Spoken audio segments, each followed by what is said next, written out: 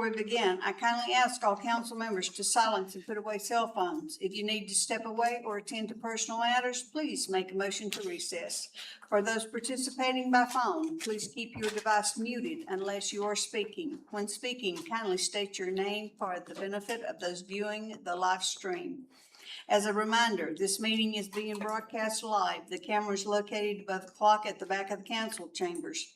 Our proceedings follows Robert's Rules of Orders as set forth in Wasilla Municipal Code 2.04.090. To promote an orderly and respectful meeting, I respectfully ask the council to observe the following rules. Please seek recognition before speaking. No member may speak more than twice on the same motion without a vote to suspend the rules. No member may speak a second time until all who wish to speak have had an opportunity to do so. These guidelines help ensure fairness, efficiency, and mutual respect during our discussions. Madam Clerk, please call the roll. Thank you, Madam Mayor. Councilmember Cottle. Here. Councilmember Graham. Here. Councilmember Schmidt. Here. Councilmember Crafton. Here. Councilmember Johnson. Here. Councilmember Rubio. Here. You do have a quorum, Madam Mayor. All members are present with us in chambers. Thank you. Please rise for the Pledge of Allegiance. And Councilmember Johnson, would you please lead us? I pledge allegiance to the flag of the United States of America and to the republic for which it stands, one nation, under God, indivisible, with liberty and justice for all.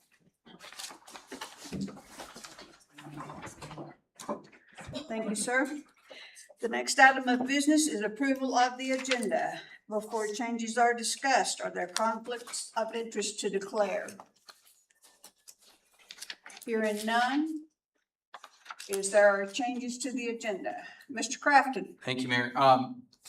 If we could pull item 8.3.2, resolution 2636 to new business and take it before items 10 in there. And then second, is there a way that we could discuss the item 10.2 resolution 2638 along with the budget? Because they kind of go in tandem together. Madam Clerk, is that how would we do that?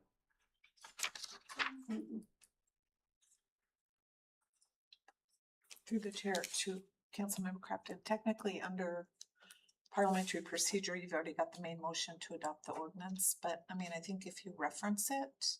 Or would we be able to move it. move unfinished business to happen after new business? Because technically, we'd be adopting the budget under new unfinished business prior to discussing resolution 2638. Where would you like to move it, sir? I would probably say after new business then, as a whole. Yeah. The council doesn't mind. I don't see an issue.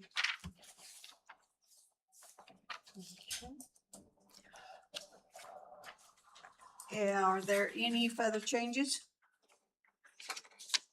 Hearing none, is there an objection to the agenda as amended?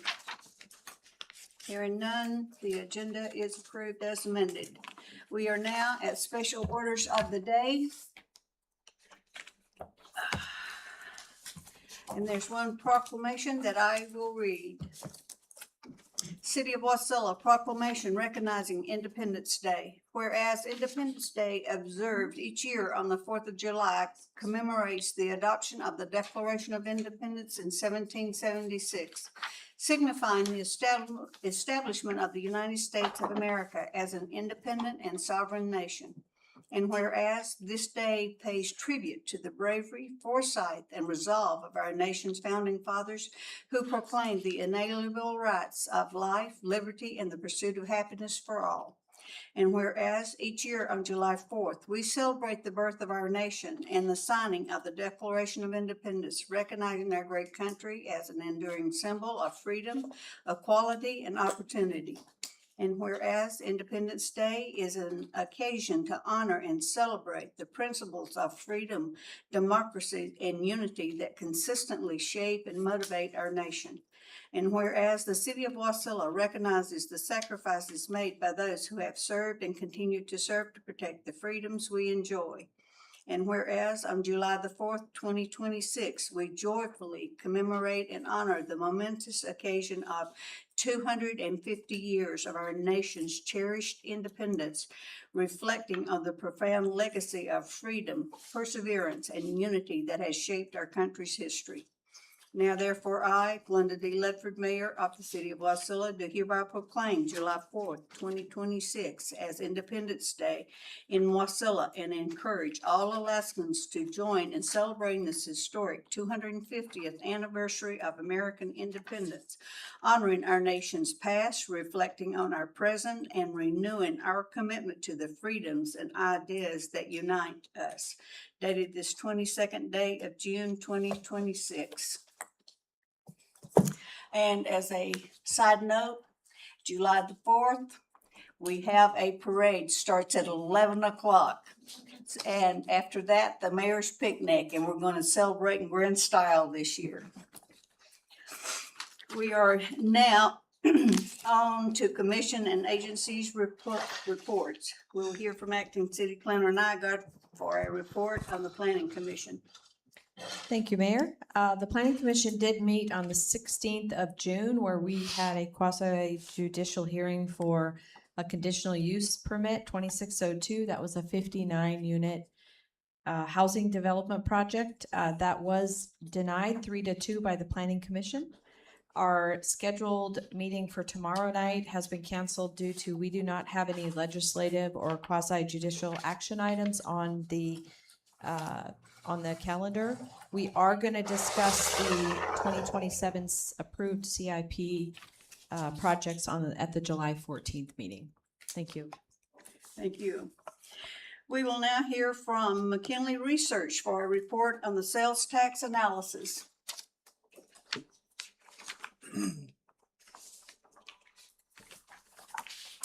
Hello, good evening. My name is Moira Gallagher. I'm a consultant with McKinley Research Group. Thank you for having me here to discuss the Wasilla sales tax analysis report that we've put together. I believe you should all have it in front of you. I'm going to walk through the data, the analysis, and then the implications of that data that we hope will be helpful for you as you craft this fiscal year's budget. I'm going to start on page 2 of the report and first talk about some recent sales tax trends. A note that I want to make here is that what you're seeing in past revenue data is calendar year, not fiscal year. So just in case you're wondering if something doesn't look exactly like a number you're familiar with, it'll be just slightly off because we're using calendar year here. But we start in 2021 and go through to 2025. During that period, you can see that sales tax grew pretty steadily from 20.6 million in 2021 to 25.4 million in 2025.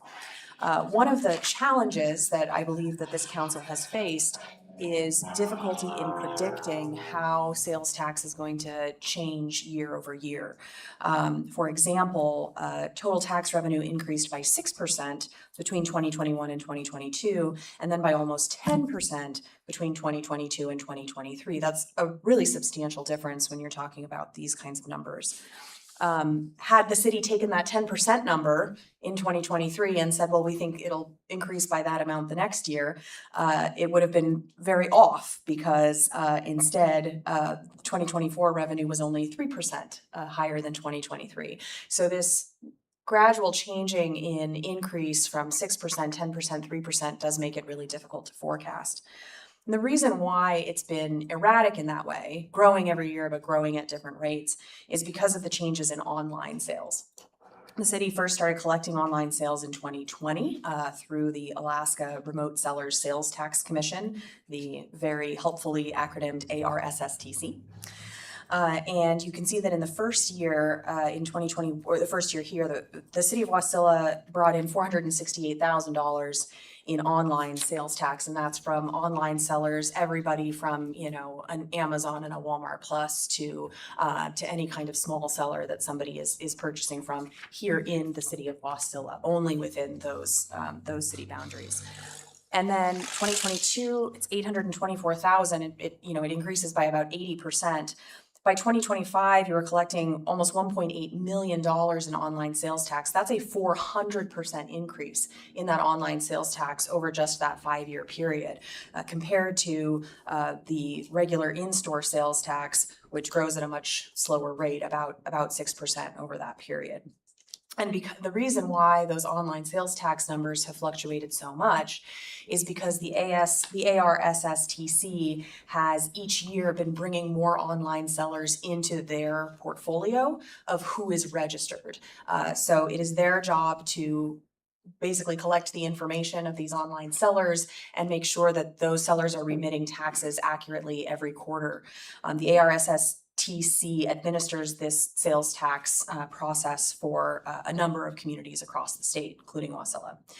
So as more of these online sellers have become registered and are conducting business honestly within the city of Wasilla, those numbers have increased. But depending on how many new sellers get registered in a particular year, you're seeing those numbers change, and maybe it increase really dramatically one year and then level out the next year. The next thing I want to talk about is the factors that impact how sales tax grows in Wasilla. Of course, it isn't only residents of the city of Wasilla who are paying Wasilla sales tax. There's a large geographic reach of this economic hub. We like to call it the GWEA, the Greater Wasilla Economic Area. And I've mapped it here because, you know, Wasilla City is a small part of that, but it includes everything from South Lakes, going all the way around to Meadow Lakes, Kinnick Fairview, down to Point McKenzie. Some people will drive an hour or two to come to Wasilla and to shop at big stores that are here, particularly for things like building supplies, or grocery staples, because there aren't other places to get it or because it's the cheapest option. So one of the important factors here is population growth, not just in the city of Wasilla, but in that entire area, the Greater Wasilla Economic Area, and the Mat-Su borough population.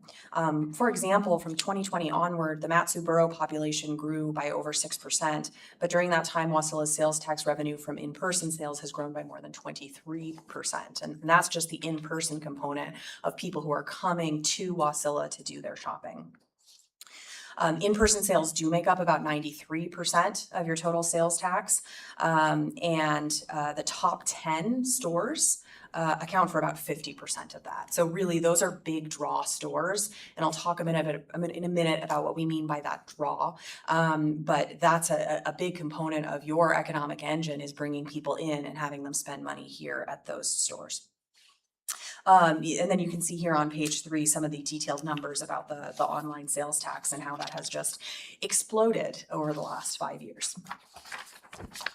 So that's where we've been. Next, I want to talk about where we're going. Our forecast methodology, of course, talks about population growth. We see continued growth in the projections from the Alaska Department of Labor and Workforce Development. We tend to see those projections as quite good, so we rely on those, and we're not disputing them. So you can see here the projected growth of the city of Wasilla through 2030 is that we'll grow from about 9,700 to a little over 10,000. That's not a huge amount of growth, but the Mat-Su borough is projected to grow from 117,000 to 123,000. Now, as we analyze the way that sales taxes and retail sales overall grow as the population grows, it's actually, it's linear, but it's not one-to-one, and it's in your favor. So for every 1% of population growth, you see a 2.8% increase in total in-person sales here in Wasilla. So a really big deal. So that's for the entire Mat-Su borough. So we use that coefficient of 2.8 to basically say for each additional percentage of growth in people living in the Mat-Su borough, you should see 2.8% growth in retail sales, which then has a downstream effect on sales tax, of course, because of the sales tax cap. So that's not entirely linear. Other things to consider, of course, are income and inflation. We do forecast that income is going to stay strong and roughly in line with inflation as it has over the last 5 years. So for 2026, we see that elevated at about 3.4%, dropping to, let's all hope, 2.2% annually in 2027. I've tried to get out of the game of forecasting inflation as much as possible. That's a real fool's game. And then the second component here I wanted to draw your attention to, third, I guess, is how these draw stores work. I'm sure you all are very familiar with what happens when a new store opens in Wasilla and how people come to it from outside. And it really differs from the type of store. When a Walmart opens, you see an enormous amount of traffic all the way, from Talkeetna, Glen Allen, maybe even further away. When a Sonic opens, hard to predict. I know people who drove in from Anchorage when Sonic opened, but it's going to be a little bit of a smaller impact because of a smaller fast food footprint. So within our methodology, we allowed for an option to say when your finance team is using the model, are there any new draw stores opening in the next year?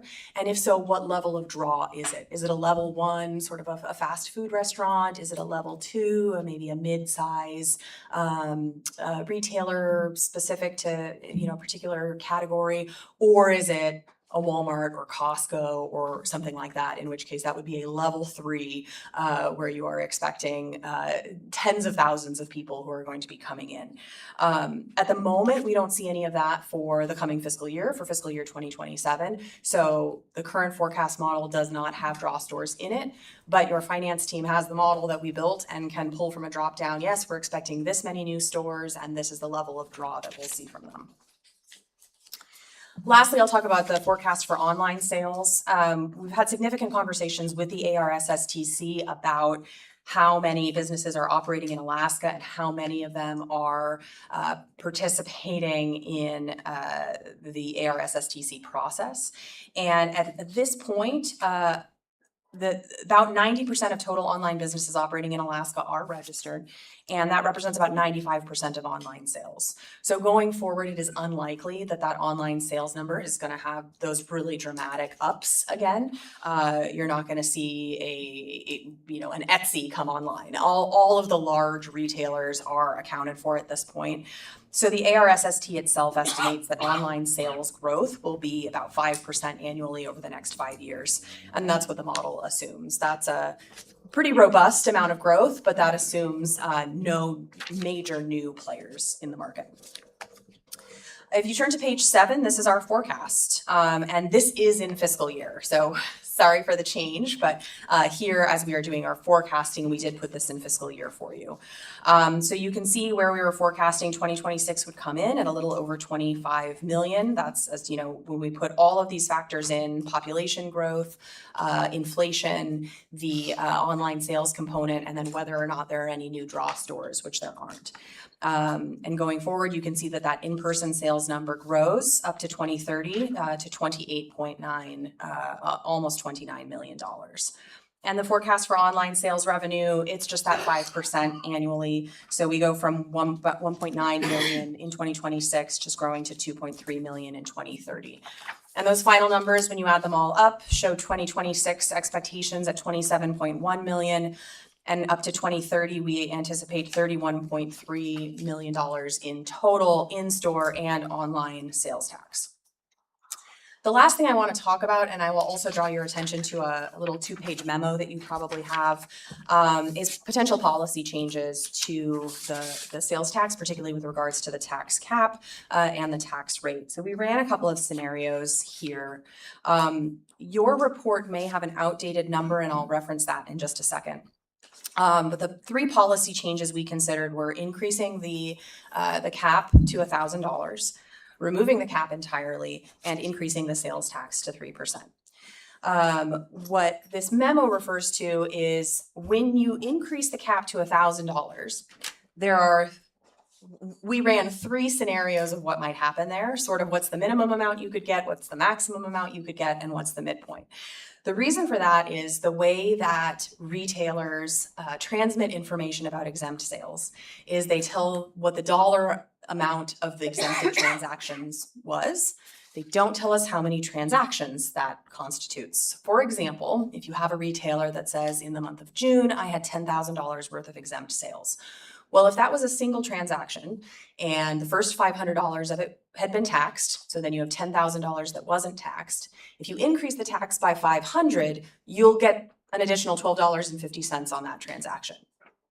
If it was 10 transactions, each of them were $1,000, then, of course, they had already been taxed on the 500, so 1,000 is what was exempt. But then you're getting an additional $12.50 on 10 different transactions, or $125. That's just a very simplistic example, but because we don't know, when these large retailers are telling us, hey, I had $10 million, that's a high number, but, many millions of dollars of exempt sales.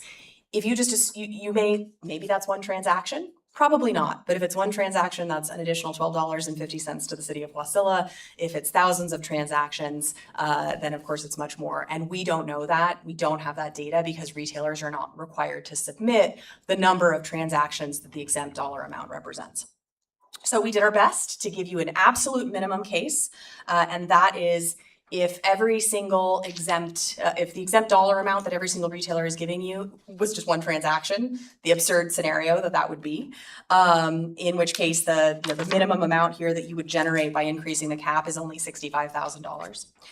The maximum is really assuming that every single one of the transactions that's being reported was exactly $1,000. So you get the maximum amount from that sale. So they tell us that there was $10,000 in exempt sales, and each one of those was $1,000, meaning there was an additional $500 to tax. In that case, the total amount of new tax revenue would be $10.3 million annually. The midpoint revenue estimate, which I think is probably the safe one to go with, makes a couple of assumptions about very large sales. For example, we look at car dealerships. We know that the average sales amount at a car dealership is $30,000 right now. So if we take the entire dollar amount of exempted transactions from car dealerships in 2025, and assume that those were $30,000 transactions, then for each transaction, an additional $500 would be taxable. So that's an additional $12.50 to the city. But then, of course, the other $29,000 of that transaction is not taxable. Auto dealerships are, of course, a very large component of the exempt sales. So we used those large amounts to get us to kind of a midpoint where those are going to have larger exemptions. Auto dealerships represent 33% of total exempt sales, $135 million. But then we said the remainder of exempt sales, let's say that those are for exactly $1,000. In that case, the midpoint you get is this would generate a total of $6.9, almost $7 million of new tax revenue annually, just by raising that cap from 500 to 1,000. So we use that $7 million figure. Again, it's a rough estimate because of the limitations in the data that retailers have been required to send. But hopefully that helps to give you a little bit of insight into what that policy change could mean. And, you can make your own estimates about whether you think that each of the remaining transactions are for exactly $1,000 or not. I will point out, these two other policy changes. One, removing the cap, that would yield another $20 million a year. That would be a really significant change. And then increasing the sales tax to 3% would yield an additional $30 million in tax revenue each year. Obviously, feel free to read the rest of this. We did some analysis on elasticity and whether people would actually stop shopping or drive to Anchorage to do some of their shopping. Our research finds that is not likely to be the case for changes like a 0.5% increase in sales tax or increasing the cap to $1,000. Removing the cap has an asterisk because specifically with regards to auto dealerships, if you were to remove the cap entirely, you are likely to see quite a bit of leakage where people are going to say it's worth the extra hour drive to go to Anchorage so that I don't have to pay $750 in sales tax on my new car or my new motorhome, whatever that might be. But in these other two examples, we don't see that behaviors would change very much. They might change in the short term and then they would bounce back and it would make up for any lost revenue. I'm happy to take any questions that you have, and your report probably includes these instructions for the manual, which they're for the model, which you may or may not need to use. Those are for the finance team, but again, happy to take any questions that you have. Madam Mayor, Mr. Johnson. being as I did not have time to digest this prior to this meeting, the question I might ask might be sort of stupid, but I'll ask No it such thing. anyway. So if you have a store like Fred Meyer, which is obviously grocery, do the non-grocery items get taxed? That's within our current tax system, Yes. is that correct? Okay, so, so it's what I see then is if you look at our greater area around us, we would see then, say, Three Bears on the outskirts of our community is really taking away some of our sales tax revenue because they really compete fairly well, say, with Fred Meyer especially on the tax issues.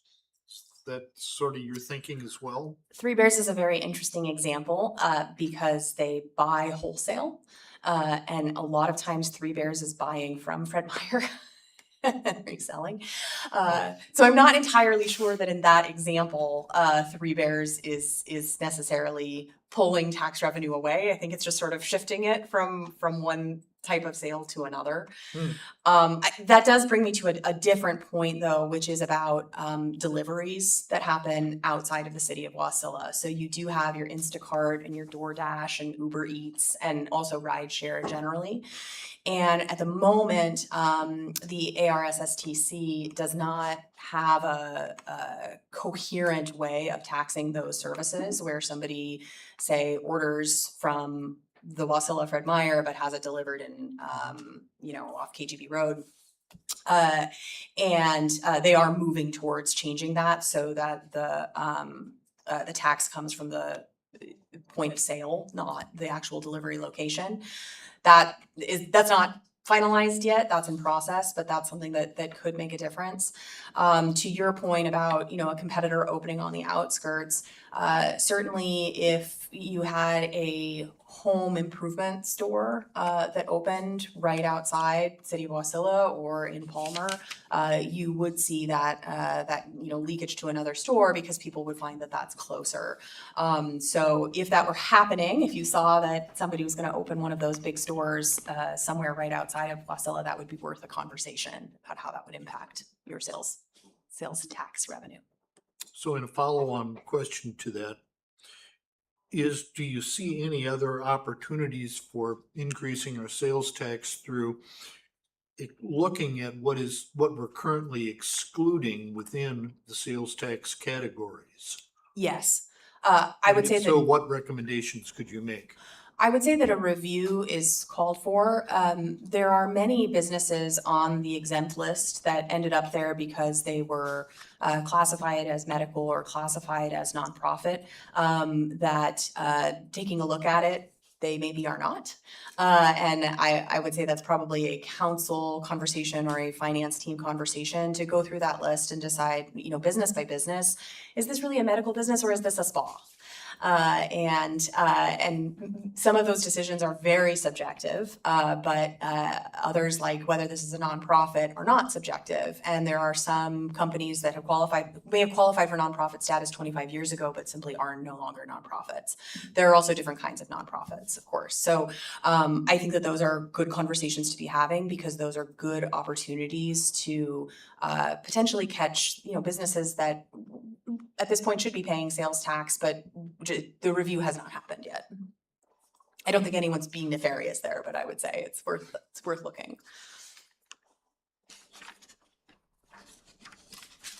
Mr. Graham? Thank you. Thank you, Maura. Very interesting presentation. Looking back at what you're saying about, Uber Eats and those sort of things, which are essentially delivery services, it's my understanding that if they pick up in Wasilla, they pay Wasilla sales tax, and what they're not paying sales tax on is the delivery fee. Is that incorrect? It really depends. As we looked into this, one of the things we found was that it's not consistent across the delivery services. Uber Eats has a particular policy, DoorDash has another one, Grubhub has another one, Instacart has another one.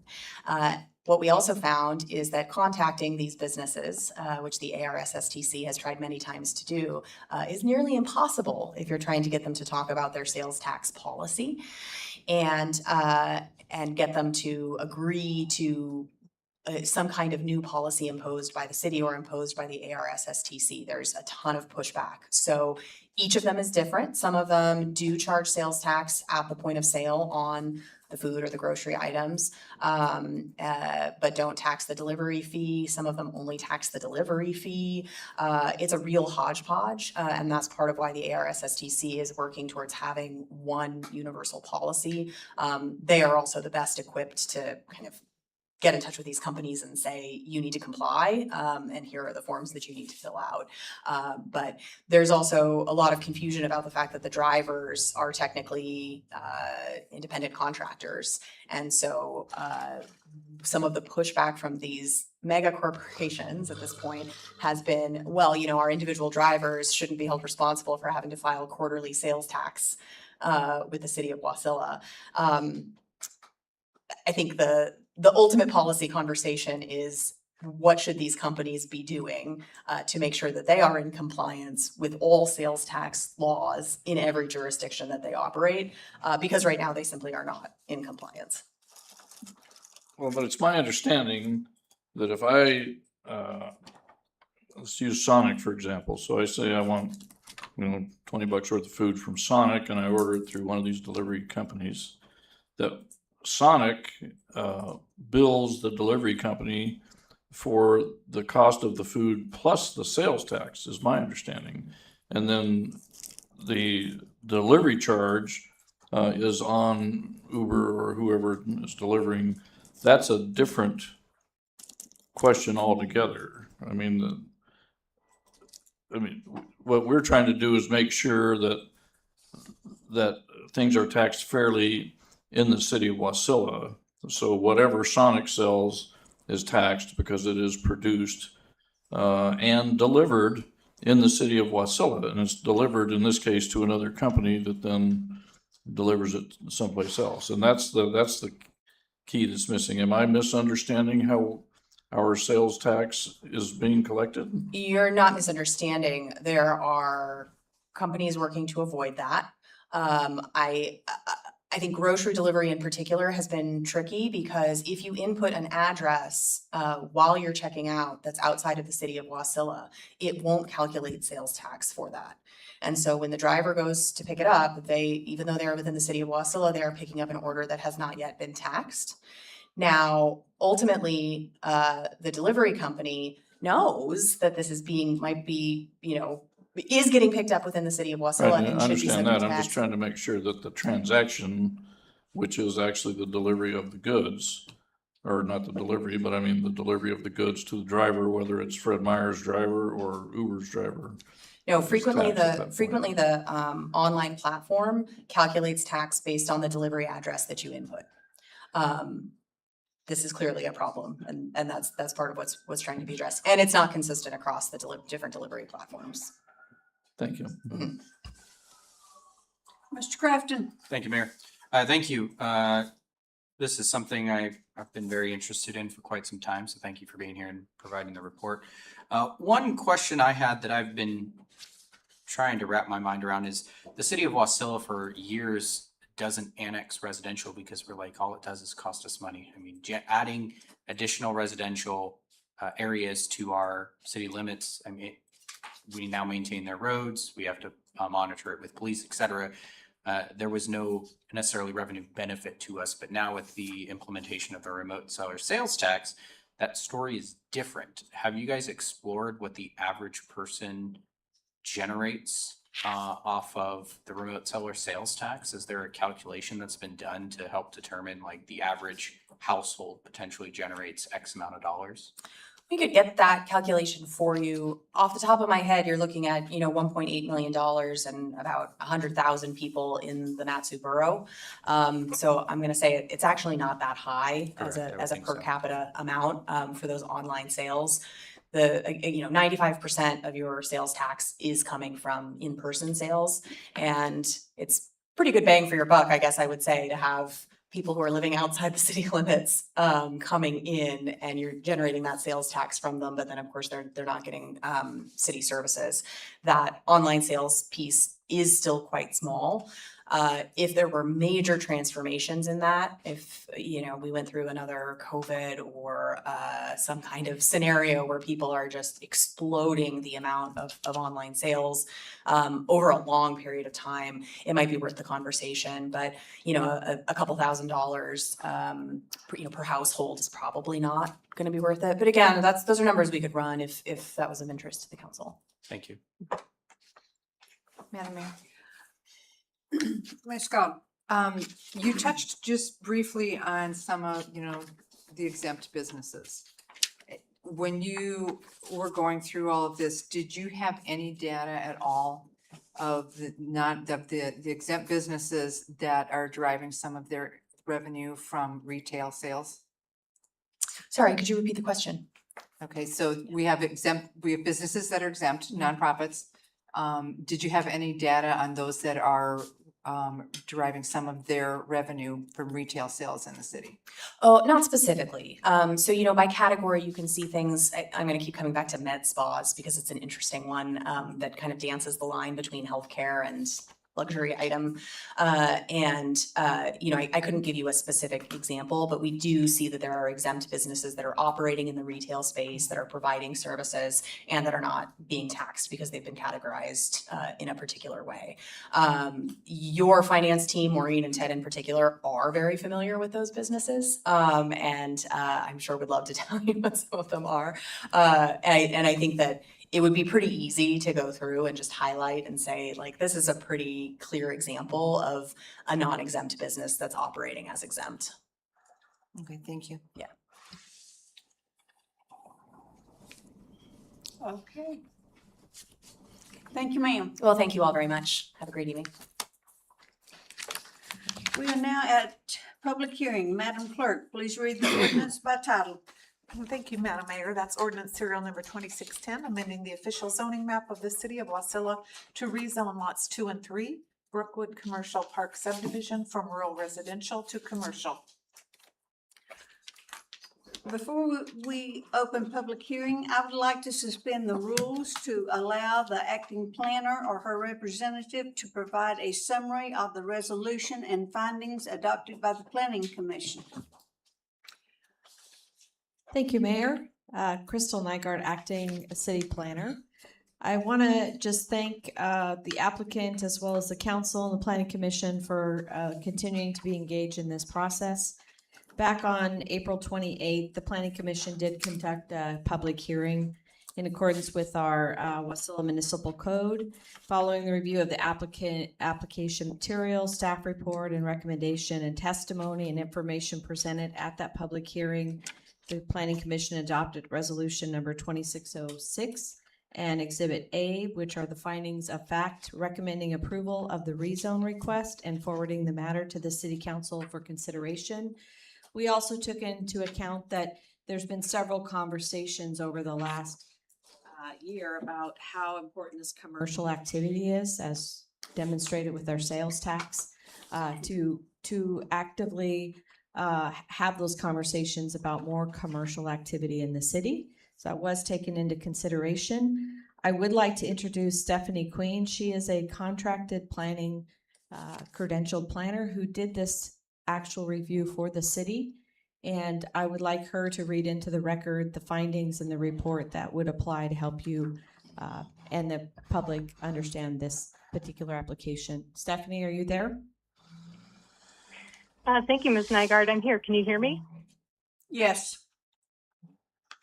Great. Good evening, Mayor Ledford and council members. My name is Stephanie Queen, and as just mentioned, I was retained to support the city staff on this application. I prepared the staff report that was considered by the Planning Commission, and I'm going to briefly summarize the request, the rezone request itself, as well as the Planning Commission's recommendations. This ordinance concerns a request from RFN Properties LLC to rezone approximately 7.8 acres consisting of 2 lots in the Brookwood Commercial Park Subdivision from rural residential to commercial. The parcels are located at the corner of South Fern Street and East Hard Rock Circle, and they're currently undeveloped. There is commercially zoned property directly north and west of these 2 parcels. And then they're bordered by rural residentially zoned property that is developed with single-family homes to the south and to the east. Cottonwood Creek also runs along the southern boundary and forms the property line of these two parcels as well. As just mentioned, the Planning Commission conducted a public hearing on April 28th and adopted the resolution and the accompanying findings of fact that are included in detail in your packet. And the Commission's findings really address three primary areas. First is with respect to consistency with the comprehensive plan. The Commission acknowledged that the proposed commercial zoning is not directly consistent with the future land use map, which categorizes these two parcels as generally residential. However, there are additional factors in the comprehensive plan that they considered that do support the request, including the property's location directly adjacent to and across the street from existing commercial zoning and development, as well as consistency with commercial siting criteria that are described in the comprehensive plan in terms of where commercial districts should be located and with respect to access to infrastructure and support facilities. Also, there are goals and policies described in the document which describe the city's role as a regional commercial center, and the Commission cited those as well. Also, the comprehensive plan recognizes that land use boundaries may be interpreted flexibly through the rezoning process. So considering all of these things as a whole, and for the reasons I just mentioned, the Commission did conclude that the request is generally consistent with the current comprehensive plan. The next findings are with respect to whether the request would uphold public health, safety, and welfare. And this is really a question about potential impacts were the rezone to be approved. The Commission found that the rezone extends an existing commercial district rather than create a new or isolated district. They noted that East Hard Rock Circle is a city-maintained roadway and that public infrastructure and emergency services are available to serve future development. Regarding potential impacts on neighboring residential properties, the Commission found that those could be addressed through buffering, setbacks, and site design standards, and other applicable development requirements when a specific development is proposed and when that landowner comes to the city to seek permits and approvals for development. So ultimately, they found that the request is consistent and would uphold public health, safety, and welfare. And then lastly, the Commission considered whether the request exhibited characteristics commonly associated with spot zoning, and they do not believe that it does. So in conclusion, by adopting Resolution 2606 and the accompanying findings of fact in Exhibit A, the Planning Commission is recommending approval of the rezone request. And in accordance with the procedures outlined in the Wasilla Municipal Code, they've forwarded this matter to the City Council for your consideration. And that concludes my report, and I'd be available and happy to answer any questions. Okay. Does council have any questions for the acting planner or her representative? Mr. Johnson. Madam Mayor, Planning Commission, I'm quite perplexed. About 2 weeks ago, we entertained a very interesting proposal for a conditional use permit, which would do exactly the opposite of this. That would turn commercial property into residential property with an NGO coming in and saying, we need residential property in the city for almost the same amount of acreage. Now we're being asked, oh, well, let's just take and make commercial property, our residential property, into commercial property. Neither of these two plans fall exactly within the comp plans. And we're hearing words like, well, it mostly does, or it could be. So can you please explain why this proposal is any different than CU 26, which was exactly the opposite of this one?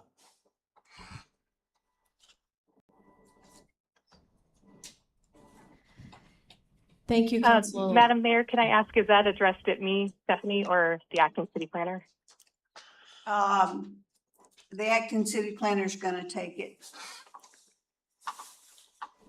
Thank you, Councilmember Johnson. I know that there's been a lot of exchange about the characteristics and the the land use code and what is acceptable and what is not acceptable.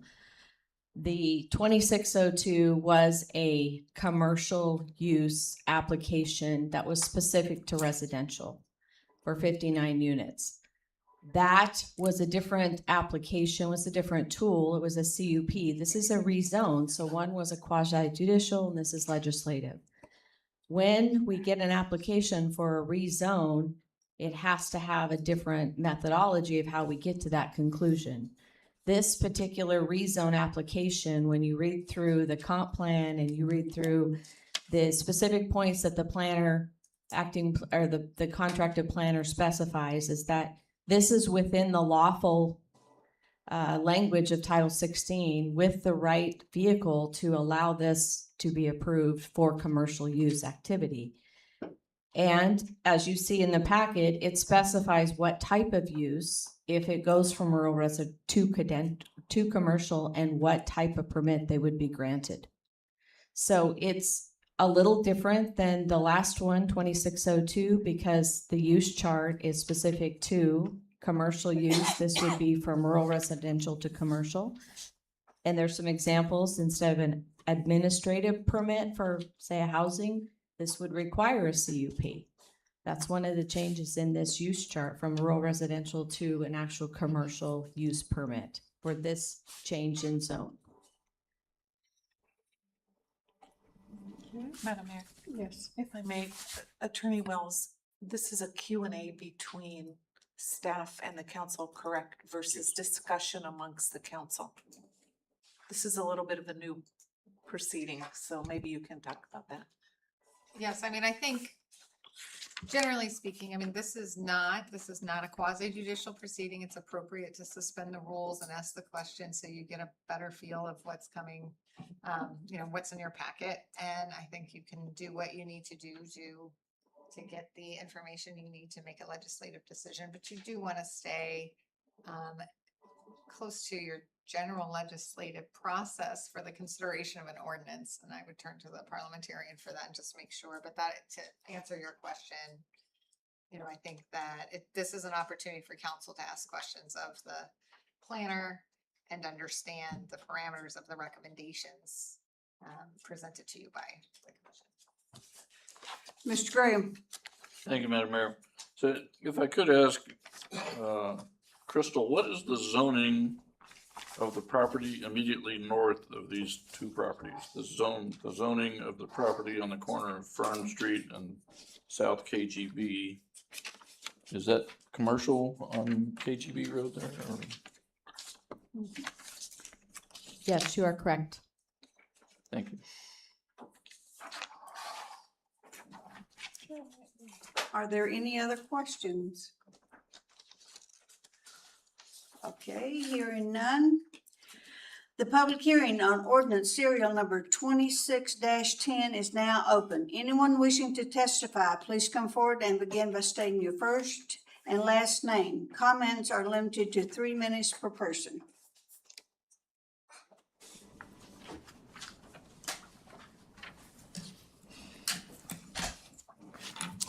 Good evening. My name is Todd Smith and my wife Stephanie and I own RFN Properties. We also own the Brookwood Commercial Park. We are the ones requesting the rezone for lots 2 and 3 from rural residential to commercial. Although we only spend part of the year in Alaska, Stephanie and I grew up here. We both graduated from Wasilla High School. My father homesteaded here. My mother was on this council. Her parents had an engineering business in Palmer and Wasilla for many, many years. And we care about this community now and in the future. So we spend a great deal of time in the state. We've owned this property for over 40 years. We've seen dramatic changes in the area. We didn't make this request lightly. We looked at it in depth. We consulted city planning, public works, the borough, developers, builders, brokers, appraisers, and a lot of business owners. The consistent conclusion is that there's a tremendous need for commercial property in the city, and the highest and best use of these properties is commercial. We just finished the eminent domain process with the borough for the take on lot 2, which is along Fern Street, for the recent road improvements, and their appraiser said the best use is commercial. That rarely, if ever, happens for them to bump anything up in an eminent domain case. It just further drives it home. So the city planning reviewed our application, which you just heard all about that, and as the experts the city relies on for these, they determined it met all the requirements and they recommended approval. That went to the commission, as you know, and they recommended approval as well. This is not a residential area. This isn't a neighborhood transitioning to commercial use. We're not requesting a rezone from R1 or R2 or RM to commercial. We're requesting the incremental increase from rural residential to commercial. The reality is this is already a commercial area with a lone remaining residence at the end of the road that has been alongside commercial activity for decades.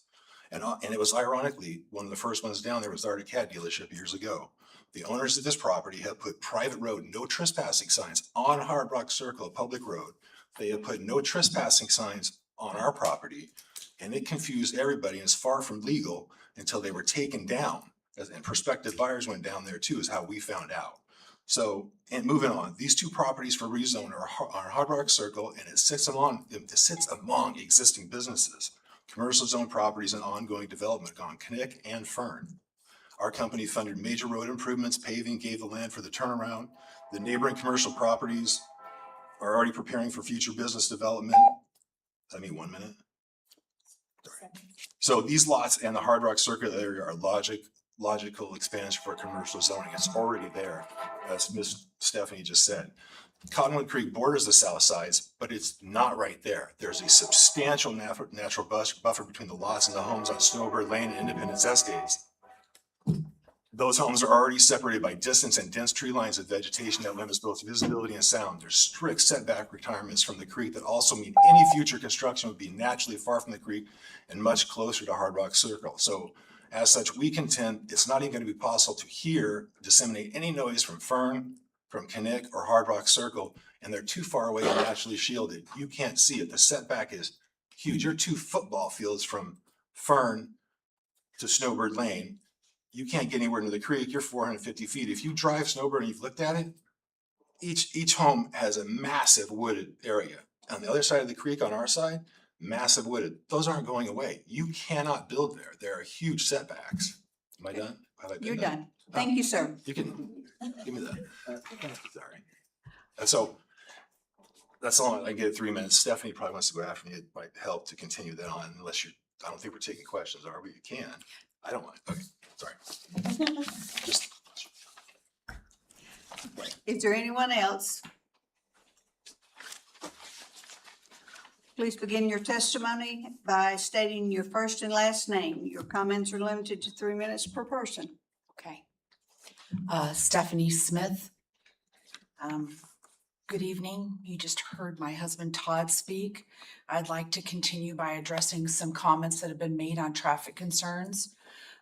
Essentially, any incremental increase in traffic that may be caused from this rezoning has already been accounted for with all the recent and current road and infrastructure improvements, including what the borough's doing right now on Fern Street. Anybody who is down there sees all the improvements. A couple other points I'd like to address. We did speak with a residential builder, and actually several, and they have expressed no interest in building homes on any of these properties because nobody would want to live in an area that is already in a commercial environment. At the same time, we've also talked to business owners and the real estate community, and they have consistently told us that rural residential does allow a level of commercial, which we're aware of, but that they want the commercial zoning designation before they invest. Rezoning these lots simply aligns the zoning with the reality on the ground and allows the community to meet its growing demands for commercial property.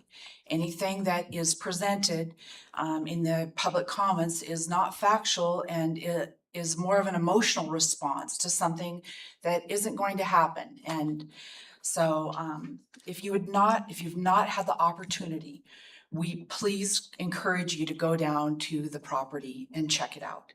The surrounding area makes it clear that these lots fit naturally into the existing commercial corridor, and that the concerns about noise, visibility, and traffic are not supported by the physical realities of location. There's a satellite image in your packet on page 27 that, in the meeting agenda, excuse me, that shows this, this as well. The city and the community continue to state the need for more commercial property. And some of the current council members even campaign to support this growth by making Title 16 more business friendly and looking for rezone opportunities. My husband and I were frankly stunned to watch the June 8th council meeting where some of the council members appeared to be extremely anti-development and anti-business, which went against everything that we had seen. Approving this rezone, it would send a positive message that Wasilla supports responsible growth and is prepared to meet the increasing demand for commercial development. We respectfully ask the council to consider the recommendation of the planning department, the planning commission, and review the evidence that's been presented and approve the rezoning of lots 2 and 3 from rural residential to commercial. Thank you very much for your time and your consideration. Thank you. Is there anyone else wanting to testify at this time? If so, please come forward. Seeing no one, the public hearing is closed. Please note that the council has scheduled 2 additional public hearings on this ordinance. These hearings will be held at the July 13th and the July 27th council meetings. We are on to persons to be heard, a time for members of the public to share their views with the council. Please note that this is not a question and answer period. Speakers may be referred to administration and items raised may be taken under advisement. Please begin your testimony by stating your first and last name and if you're a city resident. Comments are limited to 3 minutes. The first one is Todd Smith. So, partial misunderstanding, but this will be quick. So just to add on one more thing. So everybody's familiar with Todd Smith. I'm a non-resident, but clearly who I am right now. So everybody's aware of the Kinnick improvements, and since the state did them right down Kinnick and eliminated all left turn lanes out of there. So you can't turn left onto Kinnick from any of these properties on our sides of the road. So since then, Wasilla Concrete has cut through a road through one of the north properties to connect to Hard Rock. And all last year, and they have been running heavily commercial vehicles and concrete trucks on Hard Rock Circle to Fern Street and Kinnick and whatnot, which I went down and talked to Public Works today, not a single complaint, which means 2 things. One, the traffic improvements are working, and it'll be better when they finish the Fern stuff they're working on now. And nobody from anywhere around the area said a single thing. If it was going to be that bad noise or disrupted, you can't get any worse than a concrete truck. And the traffic that it backs up, there was 0 complaints. Tia we spent time looking for them. There are none. So it just further drives the point home. They're not going to see anything, or you're not going to even see it or hear it. It's going to blend in with the existing environment. And I know that Stephanie presented her report for the planning commission, the planning department, which was great. I wasn't expecting that. So that was a whole bunch of information, but Wasilla Concrete towers over this lone property at the end. There was a concrete company right next to him at one point in time that they sold, and the new people actually were going to put in a mini storage, which they haven't done yet. They still might. They're hard to figure out what they're going to do, but that's going to be a massive commercial operation right there, along with our 2 lots on the other side of that lone one at the end. And then across Fern, you have Fern Plaza, which is a 12,000 square foot multi-flex office building there. You have the coffee shop, and further down Kinnick, even though it's not in the city, there's businesses along there. The senior center's across the street. It's always growing. Legacy had purchased that property, and we all hear the medical hospital expansion, but every new administrator is buying or selling, and I don't know what's going to happen there, but they're there. So we own another property that's just on the other side of the Wasilla Concrete as well, but we haven't done anything with that either. But we're all for everything going to that commercial corridor right down from where the native hospital about the corner, and is planning to keep building, is going that direction. When lot 1 you asked about is commercial, when it gets fully developed, Hard Rock's going to look more like a frontage road. They're going to take out the trees and then put in, the city approved landscape plan, because the city has to see it. So, sorry, I thought it was done again, but So it's going to look different no matter what. There's going to be change. It's not gonna remain the same. Somebody's gonna build something there because we're at the point where we're transferring it on to different business owners. So thank you. Okay. Stephanie Smith? I think we covered everything. Yeah, okay. So, thank you. All right. Keith Jones?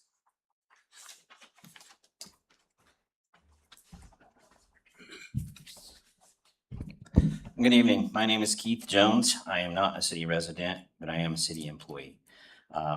I'm your roads and airport maintenance supervisor, and I'd like to speak in support of passing amendment number 45. First off, thank the mayor for sponsoring this, or whoever did. I don't know exactly who sponsored it, and bringing it forward, and any staff who worked on it. I know it's budget time. I know we're all swamped, so thank you to anybody who spent time on this. I've mentioned to council several times that union employees receive numerous benefits that the non-reps do not get. Floating holidays, on-call pay, higher shift differential, etc. All the perks of having union and having negotiations. I understand things will never be 100% equal between the non-reps and the employees, but I believe our wage increases should be similar. During the past year, council has approved contracts for the WPD, the 302, and tonight you vote to ratify the 341 contract. From the little bit of math I've done, all those contracts have employee raises of around 6% for this year. When Jess and I asked council to consider the increases for the non-reps a few, I guess it's 5 or 6 weeks ago, we were simply asking to be treated equal to our coworkers when it comes to wages. I believe Amendment 45 meets that criteria, and I ask council to approve it. Thank you. Jess Griffith?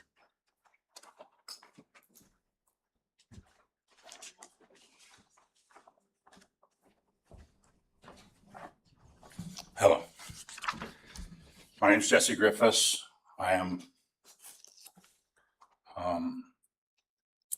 I do not live in this community. I'm just outside of it. I am the Parks and Properties Maintenance Supervisor here for the City of Wasilla. Madam Mayor, members of the council, thank you for the opportunity to speak this evening. I am here to express my strong support for adopting Amendment 45. Every day I work alongside the employees who maintain our parks, buildings, and public spaces. These non-represented employees show dedicated professionalism and a pride in their work. They keep our facilities safe, clean, and fully operational. Often in difficult conditions, serving our community with commitment. With represented groups receiving higher wages increases this year, leaving non-represented staff at 1.98% creates a widening gap that impacts morale and retention. As a supervisor, I see daily how this affects team stability, recruiting, fairness. Amendment 45, raising the adjustment to 5.98%, restores the fairness and keeps the compensation aligned across all employee groups. This is not about special treatment. It is about fair and consistent treatment for everyone who serves the city side by side. Passing Amendment 45 will have a meaningful and positive impact on our departments and on the community we serve. It strengthens our workforce and supports our ability to deliver reliable, high-quality service. I want to sincerely thank the mayor and the council for your consideration and for the continued commitment to the employees who keep the city of Wasilla running. Your support for equitable compensation is truly appreciated. Thank you for your time and for your service to our community. Thank you, guys.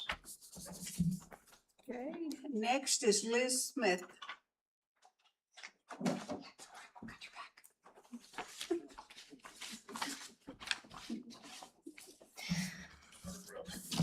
Hello, my name is Elizabeth Smith. I'm not a city resident, but I am a city employee. Madam Mayor and City Council members, thank you for the opportunity to come and speak to you about why I support Resolution Serial Number 2638 with Amendment Number 45. I started at the city January 2023. I've been with the city for 3.5 years as a staff accountant specializing in grants. I wrote in my support for the last time city council was voting to equalize wages between non-rep and union employees, as I was out of state for training at the time, and I'm here now to show my support for that continued equalization. The 1.98% CPI with a 4% wage scale increase would align non-rep employees closer to their union counterparts.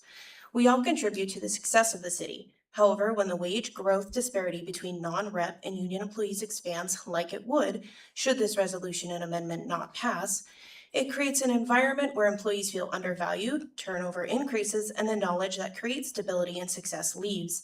And more costs go into recruiting to replace individuals that otherwise would have stayed. With the cost of living steadily rising, this increase not only creates a sense of satisfaction in the non-rep employees at seeing their hard work being valued in a tangible way, it contributes to alleviating the pressure of rising rents, childcare, and everyday living expenses so employees can come to work ready to put in their best effort rather than feel exhaustion and anxiety of stagnated wages in a world where everything is getting more expensive. I urge council to approve resolution serial number 2638 with amendment number 45. Thank you. Okay, Melissa Young.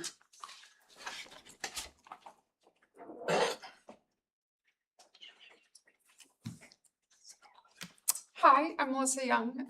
I am not a resident, but I am a city employee. Some of you guys might recognize me. I do the airport, accounts receivable, and insurance, which means I handle over 200 airport customers and the expansion there that you guys so graciously approved. I also do with the insurance. Council member Graham recently requested multiple insurance inquiries, and I was the one who put all those together, so my boss Jackie could get them to you. One of the members here was talking about ARS's TC. I'm not sure if any of you guys have ever seen the process that we go through to enter that. It's 1,500 to 2,000 entries every month that are entered by hand. It takes days, if not a week, and I've primarily been the person who's done it along with sales tax and cashiering for 4 years.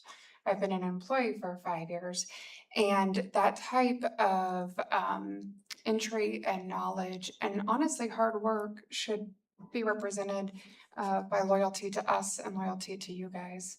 If you take and do a quick Google search, CPI for 2024 was 3.4, CPI for 2025 was 2.7, and CPI for 2026 so far is 4.2. So to have a 1.98 increase doesn't keep up with inflation. So how are you saying that we are good representatives and you want to keep us and keep us employed and be the face of the city when we're not making wages to keep up with the 22% oil increases and gas increases? I mean, it's hard. So I just want to take your consideration and thank you for your time. Lacey Ficklin. You got it right. My name is Lacey Ficklin, and I am not a city resident, but I am employed with the city of Wasilla. Good evening, Madam Mayor and City Council. Thank you for the opportunity to speak. I have been employed with the city for 14 years. I am currently the Finance Clerk 3 payroll, so I do all the payroll for the city. And I am in support of Resolution Serial Number 2638, Amendment 45, which helps to equalize the benefits that non-union employees at the city receives. As an example of why I support this, in this fiscal year alone, some of the bargaining units are being awarded a 3% CPI, while another one is getting a 4% wage scale increase boost.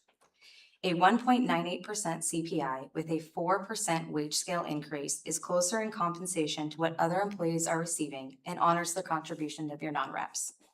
When wage growth lags for others doing similar work, turnovers increase, recruitment cost rises, and institutional knowledge walks out the door. Cost of living remains a concern, even if CPI numbers fluctuate. A targeted wage scale increase ensures base pay keeps pace with rising everyday expenses for employees and their family. It's not just a percentage on paper. It's about people being able to plan, afford housing, childcare, and basic needs without constant stress. I urge council to approve resolution serial number 2638, amendment 45. Thank you. Julia Barnett.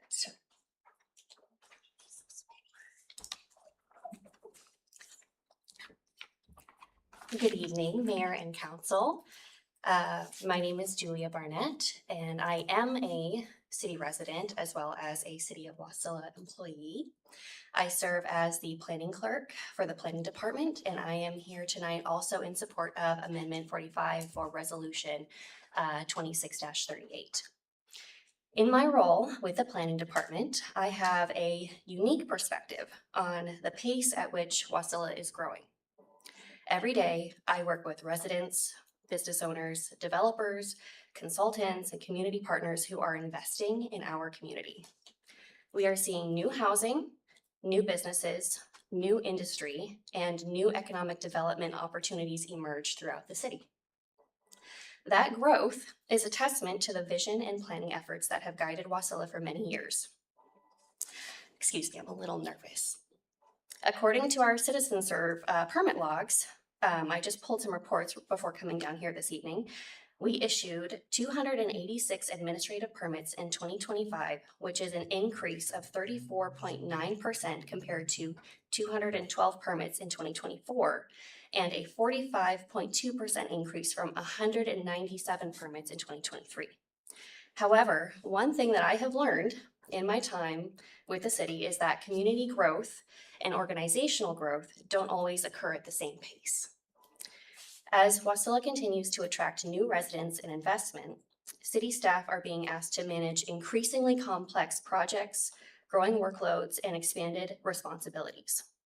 I am very grateful for the leadership with our departments who continue to advocate for additional staffing resources to help ensure the city can keep pace with the needs of our community. Workforce development and employee retention are also essential components to any successful comprehensive economic development strategy. Competitive compensation plays a critical role in attracting and retaining the skilled professionals needed to support a growing city, particularly as communities compete with both private sector and public agencies for talent. When experienced employees leave, the city loses more than a position. It loses the institutional knowledge, project history, and years of experience it takes significant time and resources to rebuild. Investing in employee retention today helps ensure the city can continue delivering high quality services and effectively manage the growth that we all want to see in Wasilla.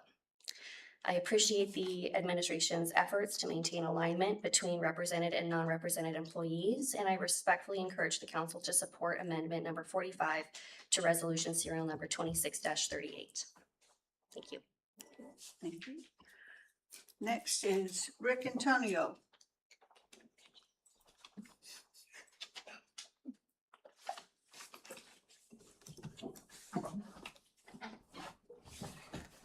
Hello, Mayor, Council. Oh, that's loud.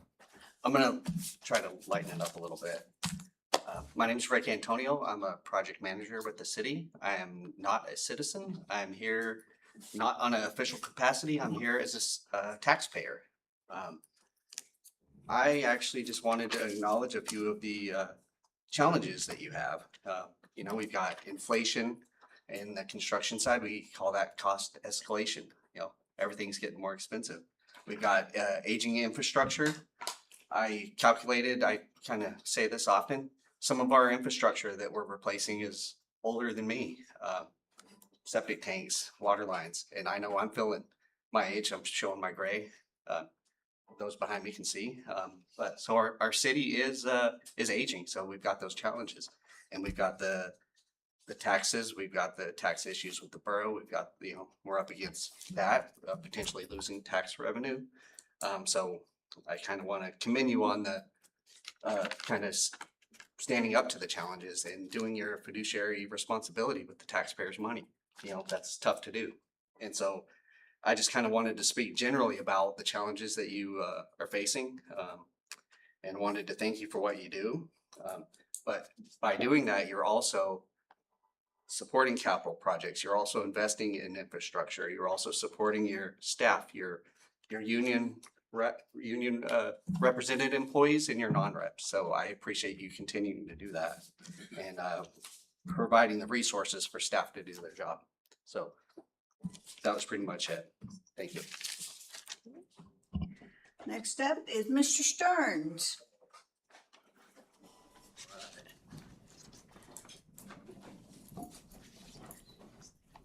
Good evening, my name, wait a minute.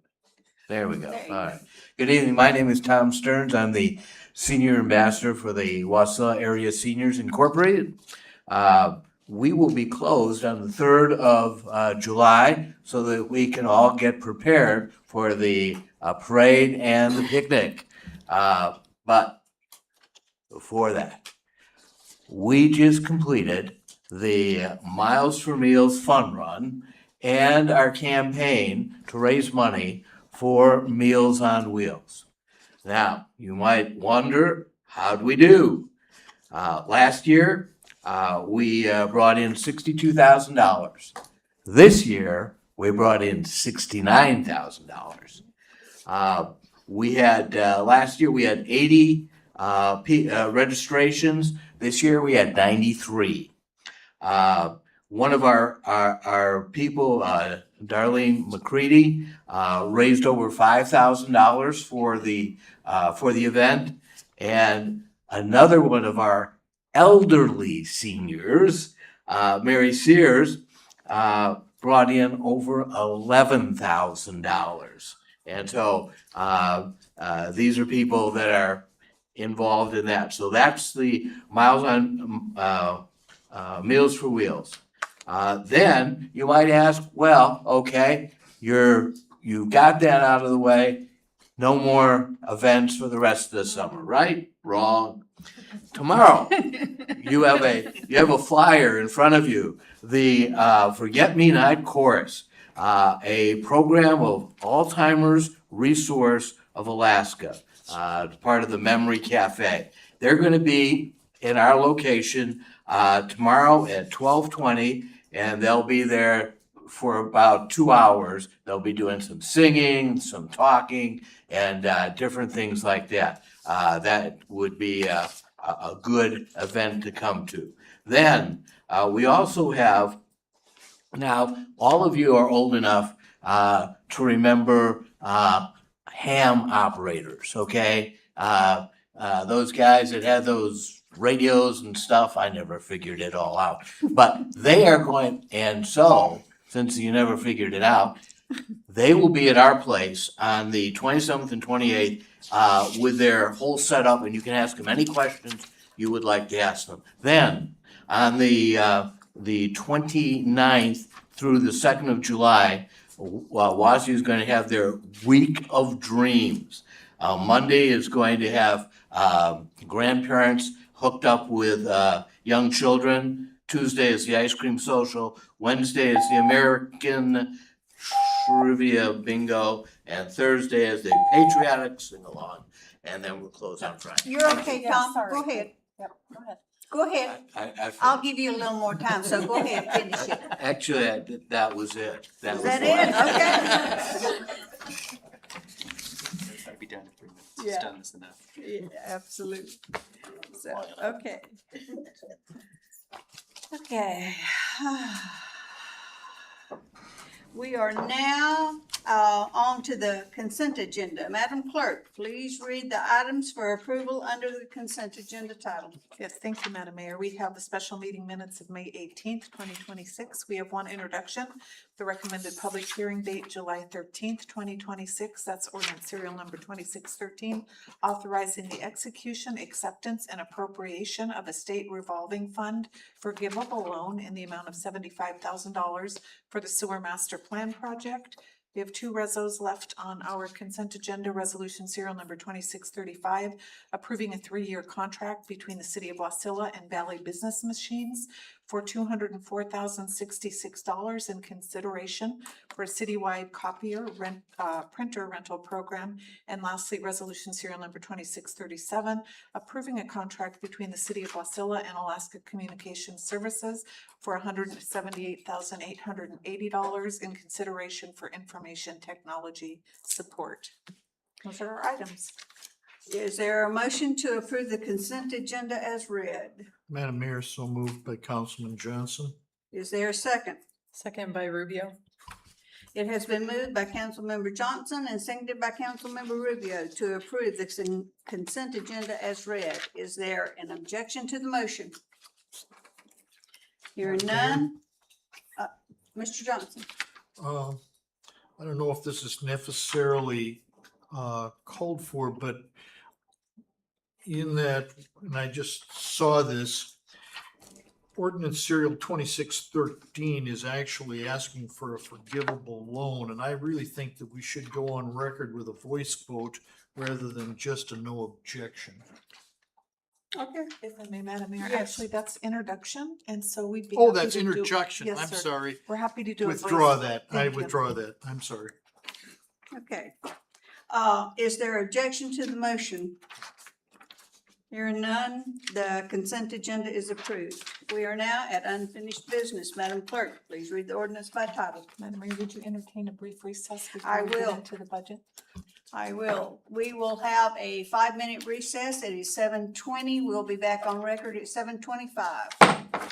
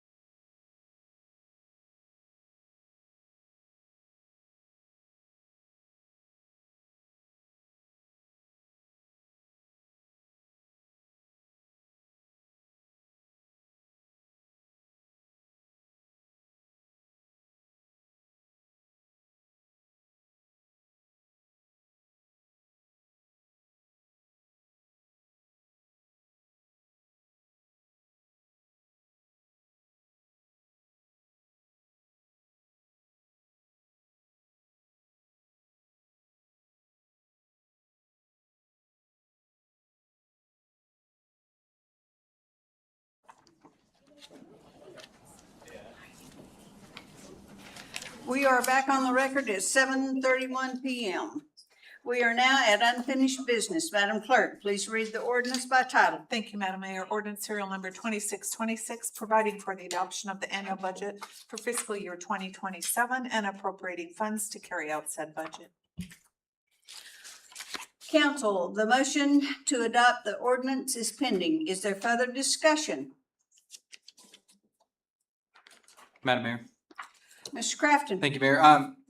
This would go to our attorney here. We were asking the question before we came back, if it was appropriate for the council to go into executive session to discuss Amendment 45 or the potential for amendment. Yeah, this is numbered. It's Amendment 45.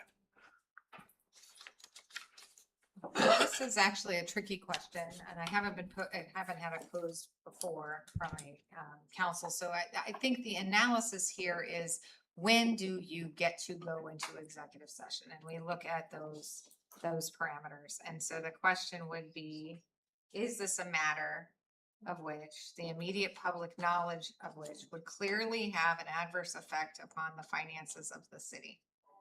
And so that, when we look at that question, I think we have to walk through what an executive session would,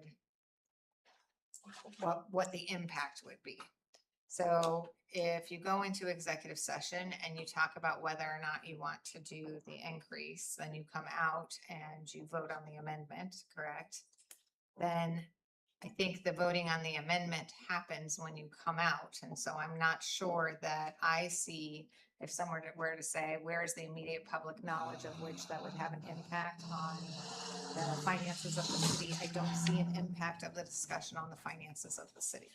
The impact is from the action, right? So if you have a contract, for example, and you go into executive session to discuss the contract, the reason why you're in executive session is to talk about the terms and negotiations of those provisions of the contract.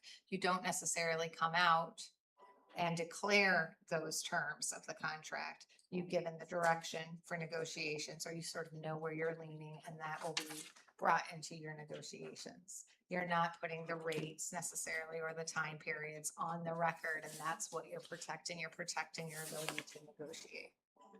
So I don't think under that analysis, the executive session on a budget line item is appropriate. And I understand that that's difficult because you're talking about people's salaries, but I think that's the appropriate analysis under the code.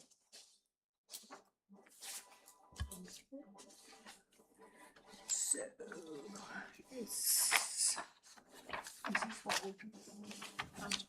We're talking about the budget in general. Okay. So if there's Mr. any- Johnson.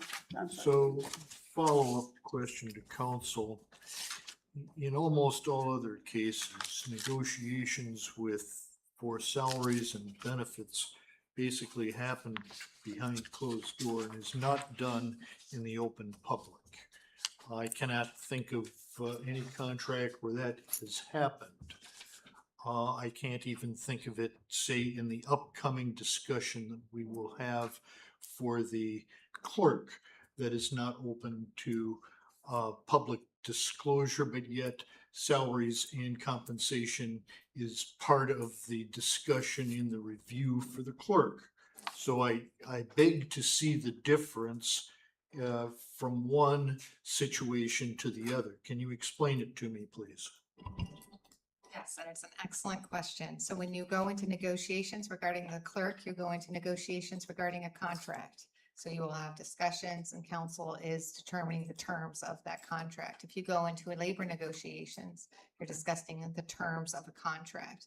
When you talk about an amendment to the budget, you're talking about something that is dealt with on the city as a budgetary item as a whole. So for example, it would not necessarily be appropriate, or it wouldn't, under the very limited, proper purposes of an executive session, to go into an executive session to talk about whether or not you're going to do a COLA increase, right? Or some other item that shows up in the budget.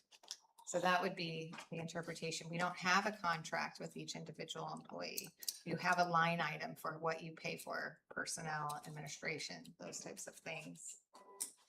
So, Madam Counsel, can you please define to me then what an employment contract is Because if you are an employee of the city, by law, you have a contract, even though it isn't negotiated as a union contract. No, so they are at-will employees, so they do not have a contract with the city. They have some protections under the code, for example, grievance procedures, things like that, benefits, and there's a handbook that describes those benefits, but they are not contract employees.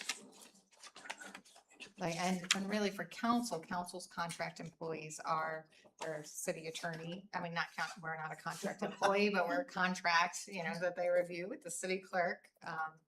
And so they have that very specific contracts that were within the scope of the council's authority when it comes to employees and labor contracts, right? And then the mayor is responsible for the management of personnel, and council's responsible for the purse and that budgetary process. And the reason why I'm just trying to be very specific when I read it is because in every community I have witnessed the budgetary process, it is an open process, often an uncomfortable process with certain line items, but an open one. And I haven't seen an executive session held on a budgetary item in my career. That doesn't mean, I think maybe once in a completely different circumstance, but that is all.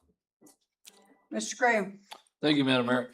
And we have dealt with this almost exact situation before in open session here, when we had very significant disparity between the union and the non-reps a couple of years ago, a year and a half, 2 years ago, perhaps 3 years ago. My God, I'm getting old. But we dealt with it right here at the table, and it was, so I don't think we're trotting on fresh ground here. So we're just reworking things. And Madam Mayor, at this time I move amendment number 45 to the budget. Seconded. Okay. The amendment number 45 has been moved and seconded. Moved by Mr. Stu Graham and seconded by Councilmember Crafton. Is there discussion? Madam Mayor, I would just refer to the staff notes on this, where these are final numbers based on discussions that we had in the special meetings. Also, this one does include the 4% wage increase plus the almost 2% CPI over the 3-year average. So most of this is technical. The only thing new here is the wage increase for the non-represented employees, and I think 4% is appropriate since we don't go into negotiation with these folks every year or every 3 years. But the 4% is going to bring some parity and certainly help with retention, which is a significant concern for the city. Thank you. Councilmember Graham, based on are we striking? Does this intend to strike 1.98 and insert 4%, or is it 5.98? No, I'm looking at the rationale here. It says additional 4% increase plus a 1.98 CPI. So. Okay, so further discussion. Hearing Mr. Crafton. Thank you, Mayor. I'm just curious where this all of a sudden came from. We've had, it's been 6 weeks now on budget deliberation, and our initial budget told us that we were going to see 1.98%, and now here we are being asked for an additional 4%. Why, when the day we go to approve our budget, 5 days before our budget, we get asked for an additional 4%? I would dare say,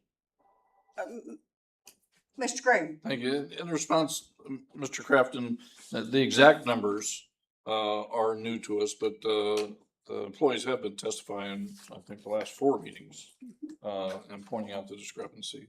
And since it came to the point now where we're actually trying to put a hard number on the budget, I think it was very appropriate for them to come forward and make sure that that hard number is on there.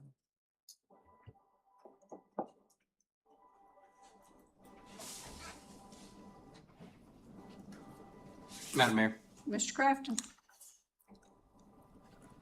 this might take a second to figure out the numbers, but I'd be curious to remove all directors, managers, and the mayors from this wage increase. So I don't know how I'd need to put that into a motion, but basically that's what I'd be interested in doing. I think what you would do, correct me if I'm wrong, is you would amend amendment number 45 by striking throughout. For instance, in the clerk's office, you would strike the city clerk. In administration, you would strike the mayor. I think your intent is clear. Yep. It would just might have to give. I just don't know what the finance- numbers would look like, and I know Jackie's probably like, oh no. But is there a second? Is there a second to that motion? Madam Mayor, I'll second that just to be able to see what the numbers look like.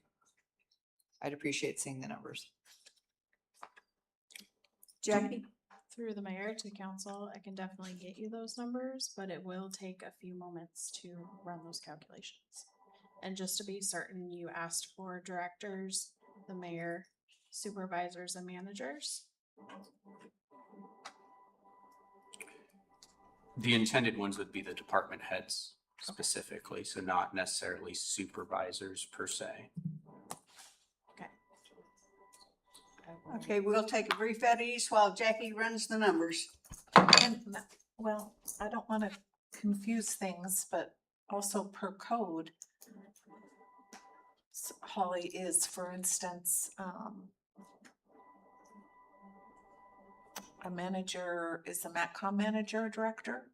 No. Because the definition of department head in code can include anyone that's over, I just want to be clear. I just want council to be able to think this through.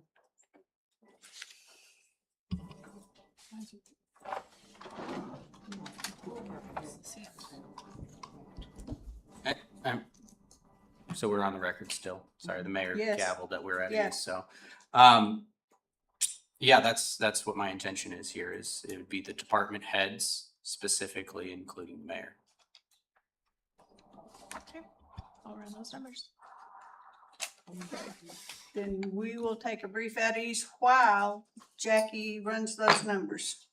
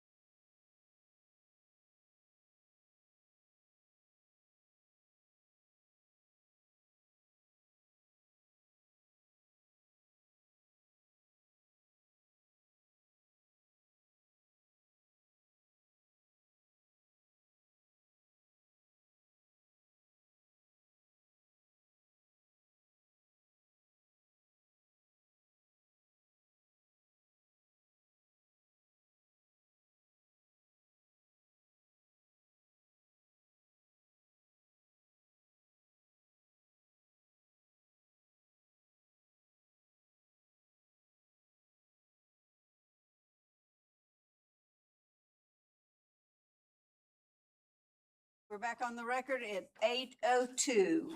Jackie, you want to give some numbers, please? Well, Yeah. are we clear? Do you want me to restate it for the record?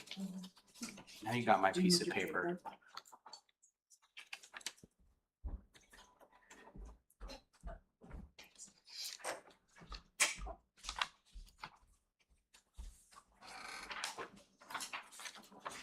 Madam Mayor, so my motion would be to strike the 4% additional increase. Those positions would include the mayor, the deputy administrator, the finance director, public works director, recreational services director, chief of police, MATCOM manager, HR manager, city planner, IT manager, city clerk, museum curator, and library director. Okay, Jackie, you want to give us some numbers? Yes, ma'am. So if we were to take the 4% off of all those listed positions, wages and benefit reduction would be 111,000. And so could you give me the new total? So the new total would be approximately 516,497.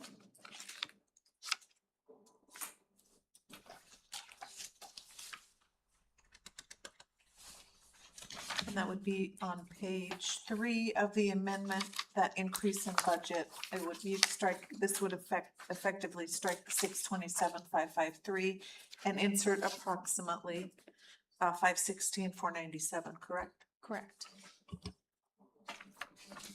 Madam Mayor, if I could.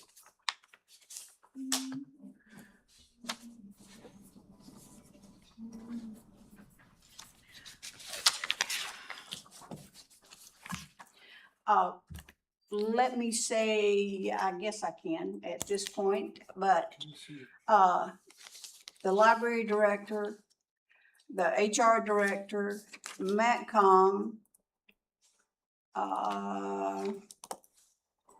who else? They are not paid at a director's pay. Madam Mayor. Thank you. The reason for this amendment would be the justification for the additional 4% is to bring up the employees to what would be equivalent to the rate increase for the unionized employees of the city. Typically, managerial staff is not included in unionized workers. They are separate, kind of like we have some people here that are separate, which is one of the reasons why he advocates so hard for the employees and the non-represented employees. So I don't believe it would be in the city's or the council's best interest to include that managerial staff with this rate increase. A lot of these employees do make a pretty decent wage, and I think we want to make sure we're giving this rate increase to the people that matter most, and it's this city's employees. And so I would encourage you guys to support this amendment. Mr. Graham. Thank you, Madam Mayor. I'm going to disagree with the amendment here and encourage you to vote it down. All of these positions, with the exception of the mayor, are highly technical positions. They are difficult to fill. They are difficult to maintain when it comes to retention. These are highly technical positions, and when you look at the numbers and you go, well, you know, they're making $130,000 or $140,000 a year. That sounds like a lot of money, you know. But when you look at their counterparts, that is not the case. You know, it's not the case at all. You know, I mean, I spent a lot of years in the service, you know, and we always bitched that we didn't get paid enough until we compared it to what other people were making. And you know, the service, you know, was different, but it was very comparable. And in the case of the managers and the directors, you know, there's a high level, very high level of technical expertise in what they're doing there. And you know, this is not going to discourage them and encourage them to leave, but it's certainly not discouraging them from, making sure their door is always open when people come shopping. And believe it or not, all these people are headhunted all the time, and they know what's going on. I wouldn't have any objection to the mayor not receiving, the 4%, just receiving the COLA, because the mayor is, it's not something that's trained for, so to speak, that there's certain qualifications for, and there's never a shortage of people running for the mayor. So if the mayor were to just get a COLA increase, that wouldn't affect him. But these, managers at this level, it would affect significantly what's going on. So I am not in favor of the amendment to the amendment. Kathy? Madam Mayor, while I don't disagree with what Councilmember Graham has said, this was presented to us for bringing up pay scales comparable to union.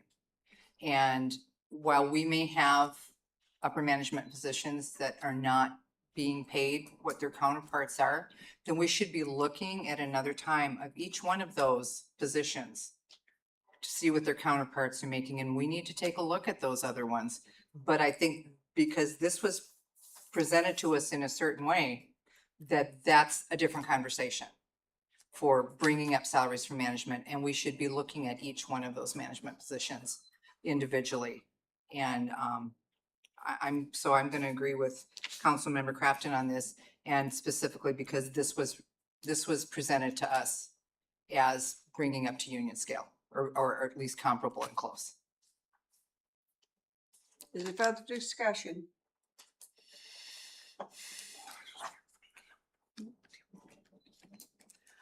Kim, would you like to talk about wages?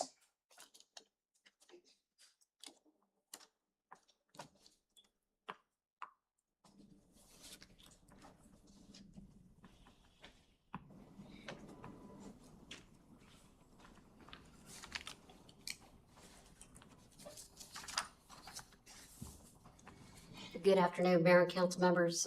I'm Kimberly Green. I'm the Human Resources Manager. So with this amendment, what the administration was looking at, and if I may speak on behalf of you, Mayor, union increases across all three unions average 6.5% over the course of their contracts.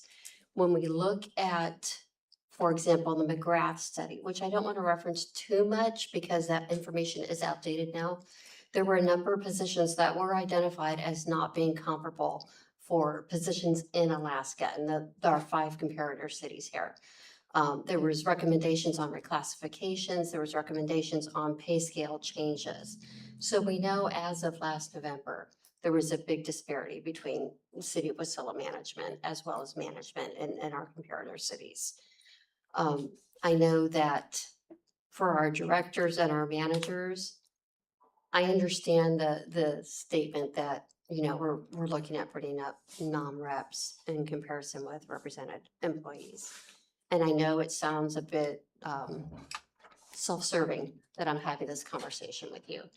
But when you're looking at your directors and your managers, you're dealing with the individuals that are taking the biggest responsibility for the decisions that they make. They're making decisions that are potentially liable for the city if they make the wrong one.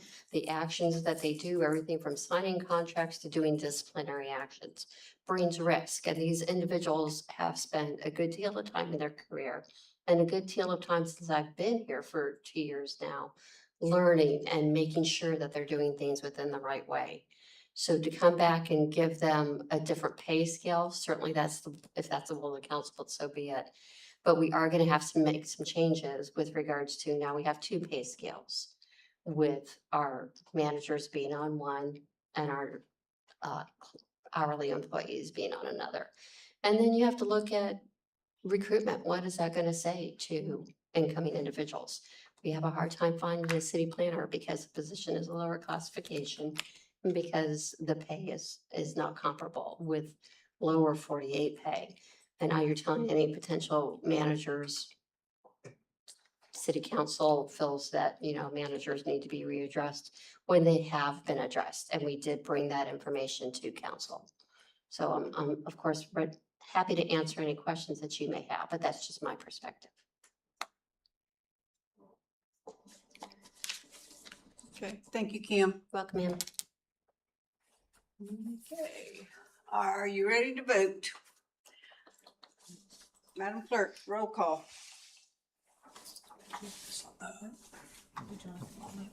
Okay, so this is on what I'm calling the secondary amendment, and this strikes the additional 4% on the positions that were read aloud by Councilmember Crafton. Councilmember Cottle. Yes. Councilmember Graham. No. Councilmember Schmidt. Yes. Councilmember Crafton. Yes. Councilmember Johnson. No. Councilmember Rubio. Yes. Madam Mayor, that passes with Council Members Cottle, Schmidt, Crafton, Rubio in favor, Graham and Johnson opposed. So now before you is Amendment 45 still as amended. So you can re-amend it. Remember, we can go back down the ladder. You can re-amend it, or you can take a direct vote on it. Okay, is there further discussion on Amendment 45? Mr. Graham? Once again, I just want to mention that most of this stuff here is technical. The council has just made a decision that the mayor and directors would be excluded from the 4%. Based on Mrs. Cottle's comments, it sounds like that will be brought up in future meetings. So I think we're ready to go on this one. Mr. Crafton? Thank you, Mayor. Well, I am in favor of this. I just want to go back to what Mr. Graham said earlier, was that when I asked the question about kind of where this came from, because in our budget, it told us that we were only going to expect a 1.98% CPI. That's what we were told. And so now we have this amendment before us. And so that's where I guess my question I didn't get answered as to why Thursday this was brought to us. Ms. Rubio? Madam Mayor, and I did bring that up. So the budget message on May 11th was at the bottom is 1.98 for the non-reps. And I do agree, and that is why I voted that, because we can come back to figure out, it's kind of a mess right now. And I think we're doing the right thing by giving, the worker bees, the non-reps, that increase. And that's what we're looking to do, bottom line. But a review later is exactly what Cottle and Crafton are exercising, the idea of that. That is what we will come back. Even Graham said it. I would love an answer why we built the whole budget around 1.98. And now today we go 5.98. And now we did amend it, but. Mr. Graham? Thank you, Madam Mayor. I think if you read the whole sentence here, it says the CPI increases. And what happened is when this came forward, this came forward from the administration, which was, a management, and when I say administration, that includes all the directors and things. But the people that are testifying here today are not directors. Right. These are line employees that are doing the job every day, and they're saying, 2.25 to 2.5 in addition to the 1.98 leaves them behind their union counterparts. And that's why it's coming to us today instead of earlier, because it wasn't brought by the administration until the line employees came forward and said, hey, this is unfair. So I think that's why we're at, looking at this number today, the 4% instead of the 2.5%. So that 1.5% equity factor, I think, is why we're here today. And the reason that we're here today is because the administration looked at it and said, oh, there is an issue here, so we need to bring it to the city council. Mr. Schmidt? So if I'm understanding this correctly, so this amendment is gonna be the 1.98 plus 4% instead of the 2.5? No. I mean, from what I understand, Jackie?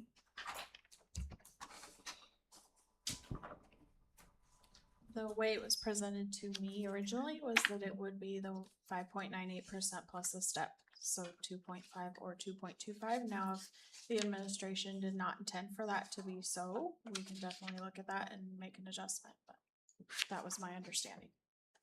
So again, to reiterate, so depending on where you are at the scale, correct me if I'm wrong, from, I don't know if it's step 1 to midpoint, the step increase built into it is the 2%. 2.5. 2.5. And then as you go from midpoint to the higher, then that's a 2%. So that's the scale.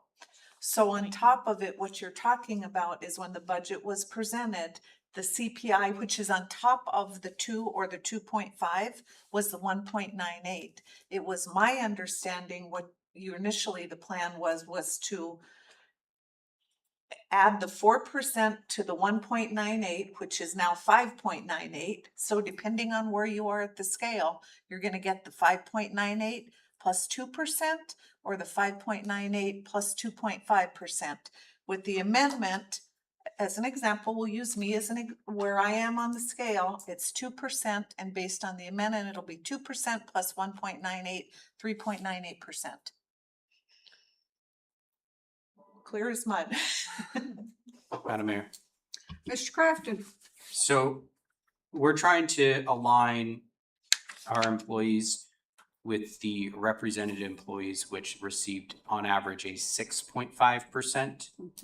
And we're looking at giving them on average a 7 to 7.5% grade increase this year.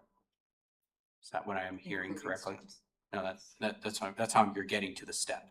So we're excuse me, I did my math wrong. 8 to 8.5% is where that would come to.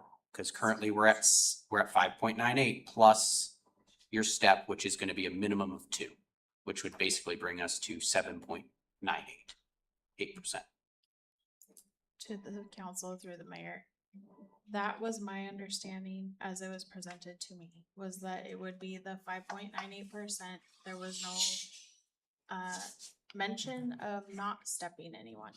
So then that would increase it again by the step as well, whether that was 2.5% or 2.25%, depending on which end of the pay scale they fell on. So how is that going to make the unions feel when they find out that they just lost out on 1.5 to 2%? Mr. Crafton, what nobody's mentioned that the unions get 2 extra holidays. They get wellness pay. Eric? Well, I think something to remember is that everyone is stepping. So the unions negotiated their new rate for this next year. They will step too. So no steps were given up in any of the union negotiations. So if you're trying to compare apples to apples, the rate increase is fair, but everyone is stepping. So it's not one group is not stepping compared to the other. Okay. But the union also gets, like I said, they get the 2 floating holidays. They get wellness, a week or 2, whatever it is, 2 weeks. Lacey, you know way better than I do about what else they get that the non-reps are not getting. So it depends on the union, but majority of the unions get floating holiday. Actually, all of them do. They get wellness leave as well. They get more bereavement than us non-reps. They also step, and their step increases are about the same.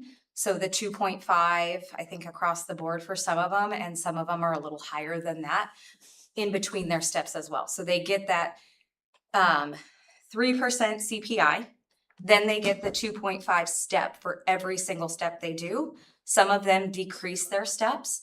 So they increase their wage scale by 4%, but then the steps also increased because they cut off, let's say they had 13 steps, they cut it down to 12. And then the next year they cut it down to 11.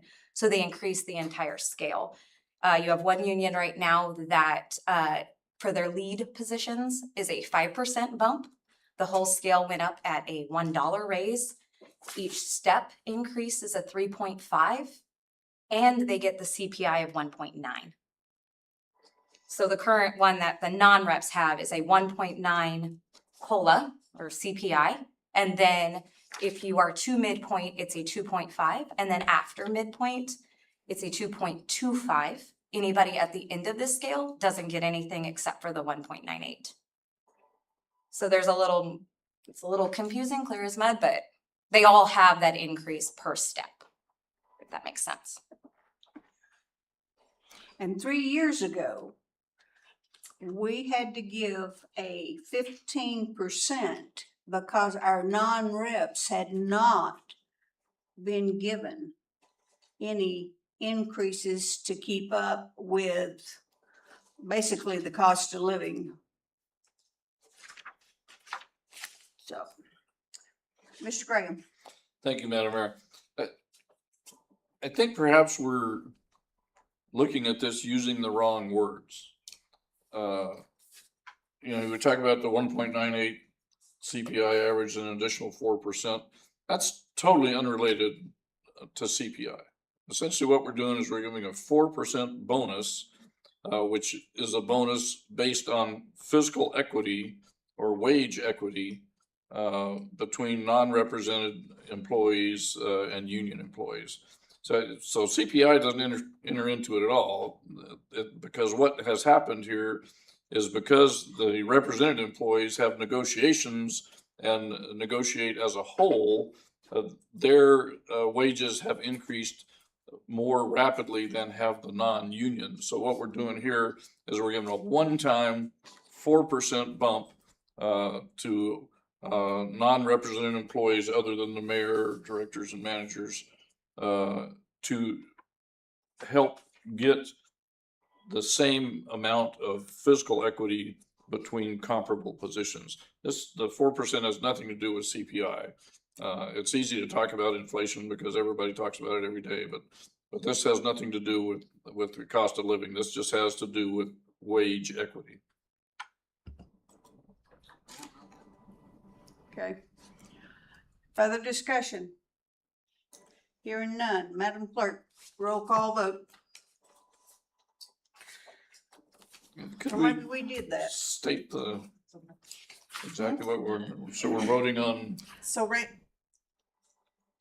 voting on the 1.98 plus the 4% excluding the mayor and directors and the final budget numbers. Correct. You're actually essentially re-voting on what just passed, because under Parley at this point in time, if somebody wanted to reconsider their vote, if they were on the prevailing side, or if you wanted to offer another amendment, now would be the appropriate time. Once we take a vote on the main motion, which is the primary amendment, that passes. Thank you. Does that make sense? Okay. Is there any objection to amendment number 45 as amended? None? Hearing none? That passes. Then it passes. Okay. We are now at new business. Nope. No? We're still on the budget. Oh, we're still on. You are yet. Motion. Okay. Are there further amendments? Is there further discussion? amendments to come forward at this time? Madam Mayor, I call the question on Ordinance Serial 2626. Okay. The question has been called. Is there a second? Is there a second? I'll second. The question was called by Councilmember Graham, seconded by Councilmember Johnson. Is there objections to the call for the question? I object. Okay, then it's roll call. Okay, we'll do a roll call vote on the, call the question, move the previous question. Councilmember Graham. I vote yes to end discussion. To end discussion. Councilmember Schmidt. Yes. Councilmember Crafton. No. Councilmember Johnson. Yes. Councilmember Rubio. Yes. Councilmember Cottle. No. Madam Mayor, the motion to end debate passes with council members Graham, Schmidt, Johnson, and Rubio in support, Cottle and Crafton opposed. Okay, now, we are back I'm so confused. The main motion. The main motion. To adopt ordinance serial number 2626 as amended. Okay. Now, what we normally do here, before we take the main vote, is our finance director reads into the record the changes, because what you're really doing is adopting that budget ordinance, which the numbers have all been changed. So do we want to go on a recess? Yes. Okay. I'd prefer the document. Hmm? I'd like a copy of the document, so. We can do that. But we'll give her a few minutes. Okay. We will take an ad ease at 8:28. 600-page document? Sure. No, the ordinance, The 26, final 26. budget, we can do that. We do it every year. Okay.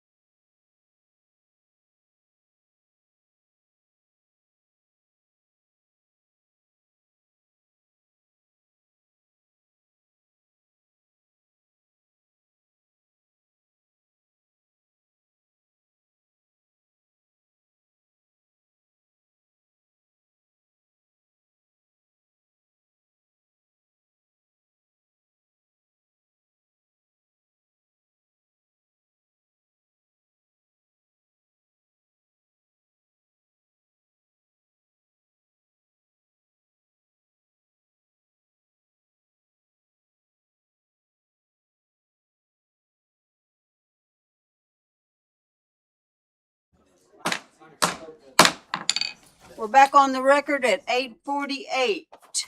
We are back to the original motion. Ordinance serial number 26-26. Just 1 second. I'm sorry, I need to. I'm having.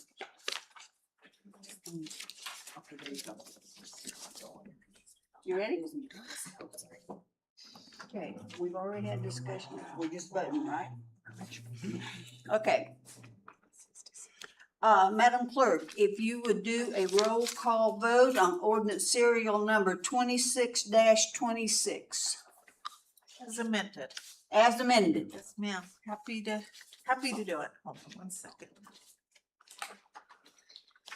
Okay, let's see. Councilmember Schmidt, this is on the adoption of ordinance serial number 2626 as amended. You'll see the amended budget numbers reflected in the ordinance that was just handed out. Yes. Yes? Councilmember Crafton. No. Councilmember Johnson. Yes. Councilmember Rubio. Yes. Councilmember Cottle. Yes. Councilmember Graham. Yes. Motion to adopt ordinance serial number 2626 as amended passes with Cottle, Graham, Schmidt, Johnson, and Rubio in support, Crafton opposed. Okay, we are now at new business. Madam Clerk, please read the resolution by title. So this was moved. So now we're going to take up resolution serial number 2638, which is adopting the fiscal year 2027 salary structure and pay ranges for non-represented International Union of Operating Engineers Local 302 and the Wasilla Police Department Employees Association, employees of the city of Wasilla. Is there a motion? Madam Mayor, I move resolution serial number 2634. Is there a second? Rubio seconds. The motion has been made by Councilmember Crafton, seconded by Councilmember Rubio to move resolution 2634. 38, I'm sorry. Is there a discussion? Mr. Graham. Thank you, Madam Mayor. I would just like to comment on how well the negotiations went. You know, we've had some very, very, very contentious negotiations in the past, and now we have our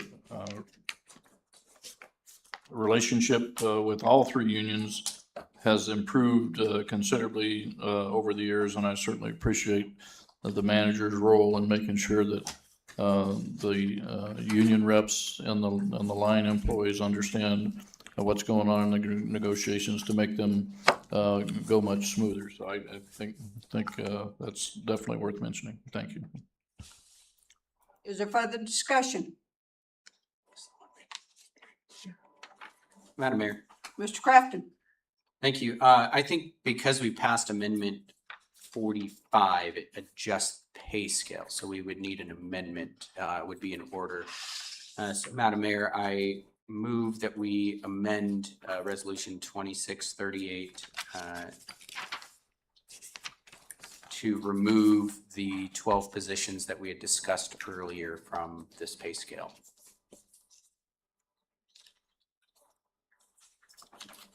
Through the chair, I think you want the resolution, the pay scales to reflect the action taken on Amendment 45 as amended. Correct. Is there a second? Cottle seconds. It has been made by Councilmember Crafton, seconded by Councilmember Cottle to reflect resolution 26. 2638 is now going to be amended to reflect the action that was taken on amendment number 45 as amended. Okay, whatever Jamie said. Is there further discussion? Mr. Graham. Madam Mayor, I think this is a technical amendment to correct what is before us. I don't really think it's an amendment. I think could almost be considered a Scribner's error because the Scribner at that time was unaware of what was going to happen. I kind of like to get a reading on that from Jamie. I think it's fine this way. I mean, really, the scales before you only had two, right? You had anyway, either way, but this is fine. If there's no objection, why even discuss it? Holly? We could just add the language directly into the resolution too, so it does what you said. Only it just adds like- Perfect, even better. So, if we were to do that, then there would be a motion to amend on line 29 to add the following words after the words non-represented, as amended to reflect the action taken on amendment number 45, adopted June 22nd, 2026. That sounds just like what Mr. Crafton said. It's lovely. Okay.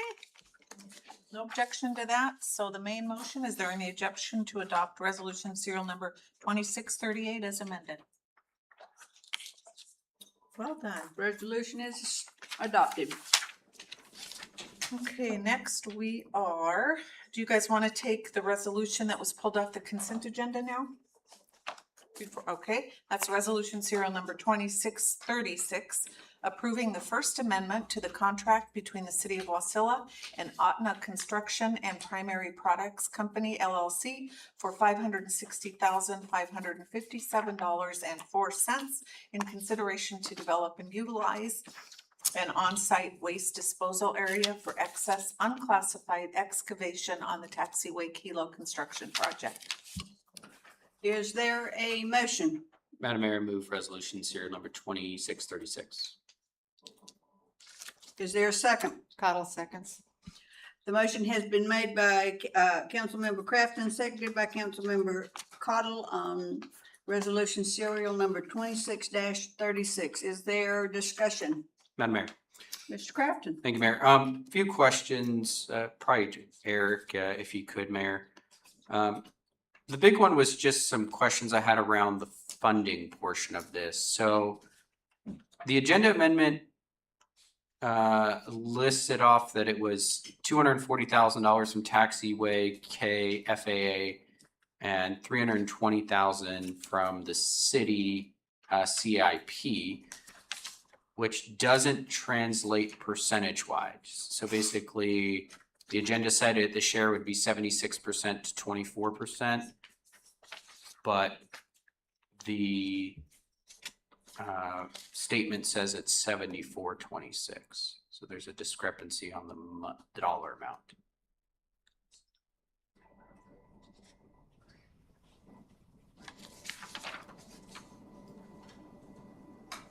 Yeah, through the mayor. So what we do in these FAA accounts is we get pre-notice to FAA that we're going to apply for these, but at this point we don't have the updated grant agreement, and so we are offsetting the city funds until the grant agreement with the FAA is updated. But in your packet is included concurrence with the FAA that it is without them agreeing to it immediately, that it is found to be reasonably acceptable for them to process that agreement into the future. The plan, and we have no reason to doubt this, but at the end of the packet, the ultimate breakdown will be a cost sharing of just under $400,000 with the FAA, so $394,000, and then sponsor shares, which is our share, is $166,000. So, pulling up that page specifically. So page 84 of 610, if you guys are following along here, where the money's coming out of the accounts doesn't reflect that. It reflects it's the operational movement until the grant is approved with the FAA. So we have to show how we'll fund it until the grant is approved, and so that's why you see kind of an interim cost breakdown until we go back and update that grant with FAA. So we don't know if the FAA will accept it. There's a chance that they say no, but based on your So we get pre-approval from the FAA. So they have the opportunity to say, this doesn't meet any of our standards, don't even proceed, we're done talking about it. And in the packet, the letter explains that it meets their standards, and we've gone through this process many, many times. Okay. So we keep them up to date. We have monthly meetings with them about all of our projects. So we know that they have the funding set aside because they put contingency onto their side. And so it is It is their method of not agreeing until later, but this has been the case with all previous FAA projects. We ask for pre-approval. They have the opportunity to say, you don't understand, we're not going to do that. We go ahead with the funding that you see in the packet, and then we go back and we have them approve that change order. Second question, if I could, to this.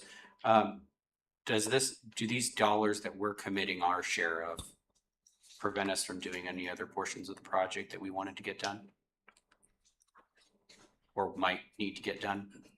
For future change order work, we are monitoring our budget very closely. It does not impact other phases of the work to date. Thank you. Is there, Mr. Graham? Thank you. A question for Eric.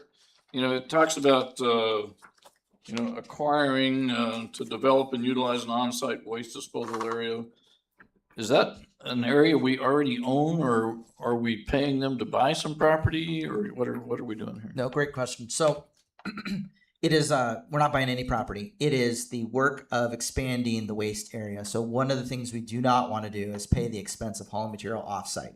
Extremely expensive, doesn't move the project forward in any way. So what we did is we went ahead with our consultants, and we got the extra permitting that we needed from the FAA to allow us to use more of our land. So the FAA, of course, being a partner in it, requires us to have the right permitting documents. We've gone through that permit expansion with the FAA so that they agree that it's a larger footprint. All that material stays on site, and we have beneficial use for it. It's going to end up being used to improve the border between the neighbors and our property. So we're actually going to provide some buffer between the neighbor homes. So it stays on site and it's useful for the next phases of the project. Thank you very much. Is there any further discussion? Hearing none, is there objection to the motion? Hearing none, motion passes. Now we're on to new business. Resolution serial number 2634, ratifying a 3-year collective bargaining agreement between the City of Wasilla and the Alaska District Council of Laborers, Local 341, for the period July 1st, 2026 through June 30th, 2029. Anyone, public comment is open on resolution serial number 2634. Anyone wishing to testify, please come forward and begin by stating your first and last name. Comments are limited to 3 minutes. Seeing no one, we will close public comment. Is there a motion to adopt resolution serial number 26-34? Madam Mayor, Ms. Cottle. I move to adopt resolution serial number 2634. Second there a by second? Councilman Johnson. It's been moved by Councilmember Cottle and seconded by Councilmember Johnson to adopt resolution serial number 2634. Is there discussion? Mr. Crafton? Thank you, Mayor.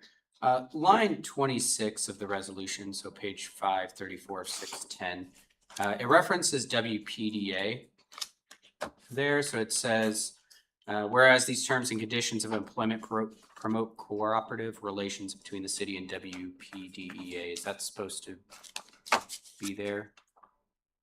Are we calling that a Scribner's error? Do we need to amend it because it's the actual resolution? Madam Attorney or Madam Clerk? Line 26. Line 26 on page. I'll take care of that. Okay, perfect. Okay. Is there further discussion? Hearing none. Is there objection to the motion? Hearing none, the motion is adopted. Madam Clerk, please read the next item by title. Thank you. We're on to communications.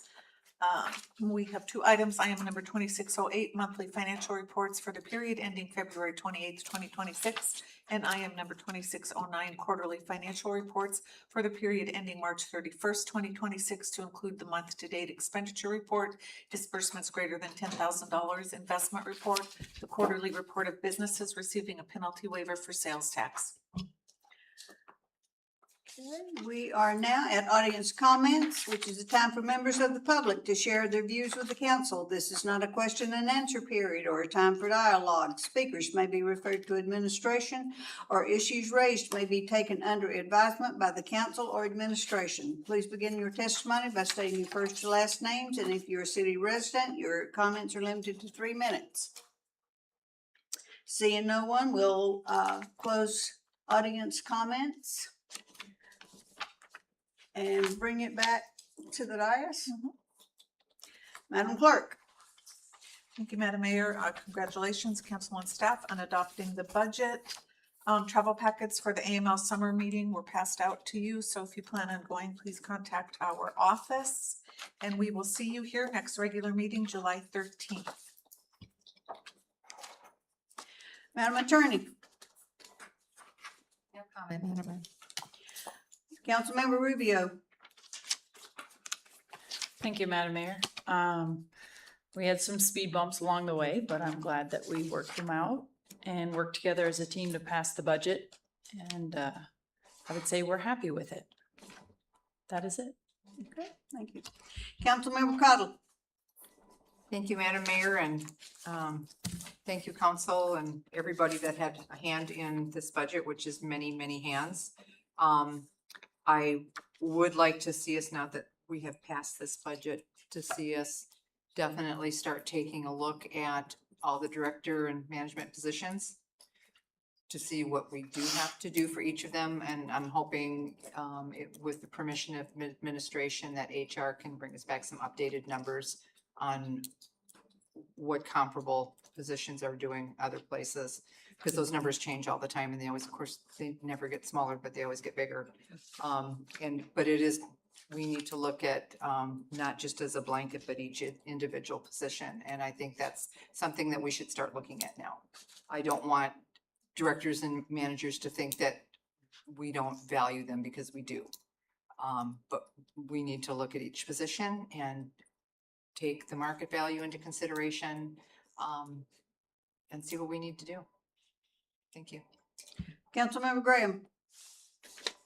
Thank you, Madam Mayor, and thanks to everybody in the audience for being here today. You know, believe it or not, we actually like to see the chairs full, because we like to hear what people are thinking, because we represent all of you. Each of us represents all of you. Even though we have specific seats, they're not district seats, they're area-wide seats. So we're always happy to hear what you have to say. Thank you for being here, and congratulations, you know, to the council and the staff and the administration for, you know, getting the budget across the finish line here, even though it's at the kind of the last minute. But, you know, still counts as a touchdown if there's time left on the clock. So we did good there. So that's good. When Wazi was here, they did not mention the fact that they've got a quilt raffle going on at Wasilla area seniors. This raffle is being drawn on the 1st of July, so that's this week, or next week, I should say. And these are 2 quilts, Americana quilts. So if you go to Wazi and, you know, go to the main building there and ask to see these quilts, these are amazing. And even if you don't need a quilt, you should buy one of these raffle tickets, because if you win it, somebody in your family or in your circle of friends is going to be very, very happy when you give this to them for Christmas. It's number one, it's a great cause, but number two, you know, most raffles are just raffles. This one is something truly exceptional, and I encourage you to go down and take a look at that and support Wazi. So they do a great thing. Also, Madam Mayor, at the next meeting, and this is kind of a Ted question, you know, I'd like to dig a little bit farther into the investment report here. Since Ted's not here today, I wasn't able to kind of go into that, but anything with returns and dealing with our investment policy. You know, I mean, according to what we've got here, we have about $80 million in the bank, you know, and we're getting about 3% on that. So I would just like, you know, to have that discussion and see what's going on there. But once again, congratulations, you know, for getting this done, and thank you all for being here. Great job, staff. I know this is not what you like to do, sit here at city council meetings for hours and hours and hours, but we appreciate it. And have a great weekend. Mr. Graham, you know, we have a new CFO that comes July the 1st. Right. So Councilmember Crafton. Thank you, Mayor. A couple things. First, I mean, we did a good job. We got a budget passed, even though I was a no vote. Didn't get an opportunity to explain it. So my thought was this year it was too fast. I mean, we normally have March when we get it, April we talk about it, and in May we start actual deliberations. And so we have a little bit more time to digest the budget. I mean, every time I looked at this, I found money being moved around and had no explanations for it. And so to me, trying to pass a budget in 4, 5, 6 weeks somewhere in there it's not an appropriate time for the council to actually digest this. I understand that there's a balance between us going through everything and looking at the 30,000 foot view, but our job is this budget. And so I like to be able to take the time to make sure I can get all the questions answered. And it's really hard to do that in such a short time frame that we had here. So again, I would have been happy to pass it had I a little bit more time to get this budget done. So overall though, I mean, I still think it's gonna be a great year for the city. I think we're gonna get a lot done and I'm happy with what's in here. I just, again, was a no vote because I felt like I needed more time to review the budget. Second question I did have was in regards to MuniWorth. Madam Mayor and Madam Clerk, if we could look at trying to schedule a time, I don't know if we want to do it at a regular meeting. I feel like a special meeting might be a little bit more appropriate where we have MuniWorth come back before us and I believe it's MuniWorth and discuss the rate structure. Waterworth, thank you. MuniWorth is the software. Thank you.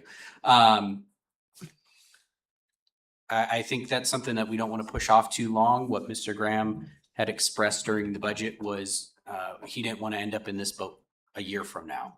And so, I mean, we're coordinating multiple schedules here. So, I mean, I want to have this conversation now. I know it's the heat of summer and it's hard to schedule meetings in the middle of summer because we all want to be out doing stuff. But we also have to take care of this city and not delay this too long before we get into, you know, the holiday season and we're trying to talk about 20% rate adjustments during the holidays. I don't think anybody wants to be doing that instead. So if we could look at getting that on the schedule as soon as possible, that'd be great. I assume we'll need to discuss schedules before we come for it. Otherwise, hope everybody has a happy 4th since we won't see you before then. Make sure you turn out to the parade. I know it's going to be a great one this year. Thank you all. Councilmember Schmidt. Yeah, thank you everyone for being here. I appreciate all your testimonies and I understand the need for raises and stuff like that is very important and I appreciate you bringing that to our attention so we could get that addressed for you guys. So congratulations on that. And definitely we'll want to review our directors and managers to get them taken care of as well on a different level, but definitely want to get that taken care of. And on the budget, I'm glad we got through it, definitely. I would like to see maybe a little different format next year and maybe while the introductions are coming along, present the numbers while we're in that subject so we can kind of discuss it and have that in our heads. That way, when we come back, we can be more knowledgeable about what's going on with it. I felt like maybe we wasted a little bit of time on kind of the description of it right at the beginning versus having everything together. And I think there was some overlapping questions because of that. So, but other than that, I'm glad we got through the budget. Thank you, everyone. Councilmember Johnson. Thank you, Madam Mayor. Thank you, Council. I think we passed the finish line. That was a big yahoo for us. I think every year we hear the same thing, format. But I think the real issue is probably a little bit more time. Timing was probably the biggest problem that we had this year. And so with that in mind, maybe we just keep the idea that we don't want to wait till the last minute in mind. What is on my mind, though, is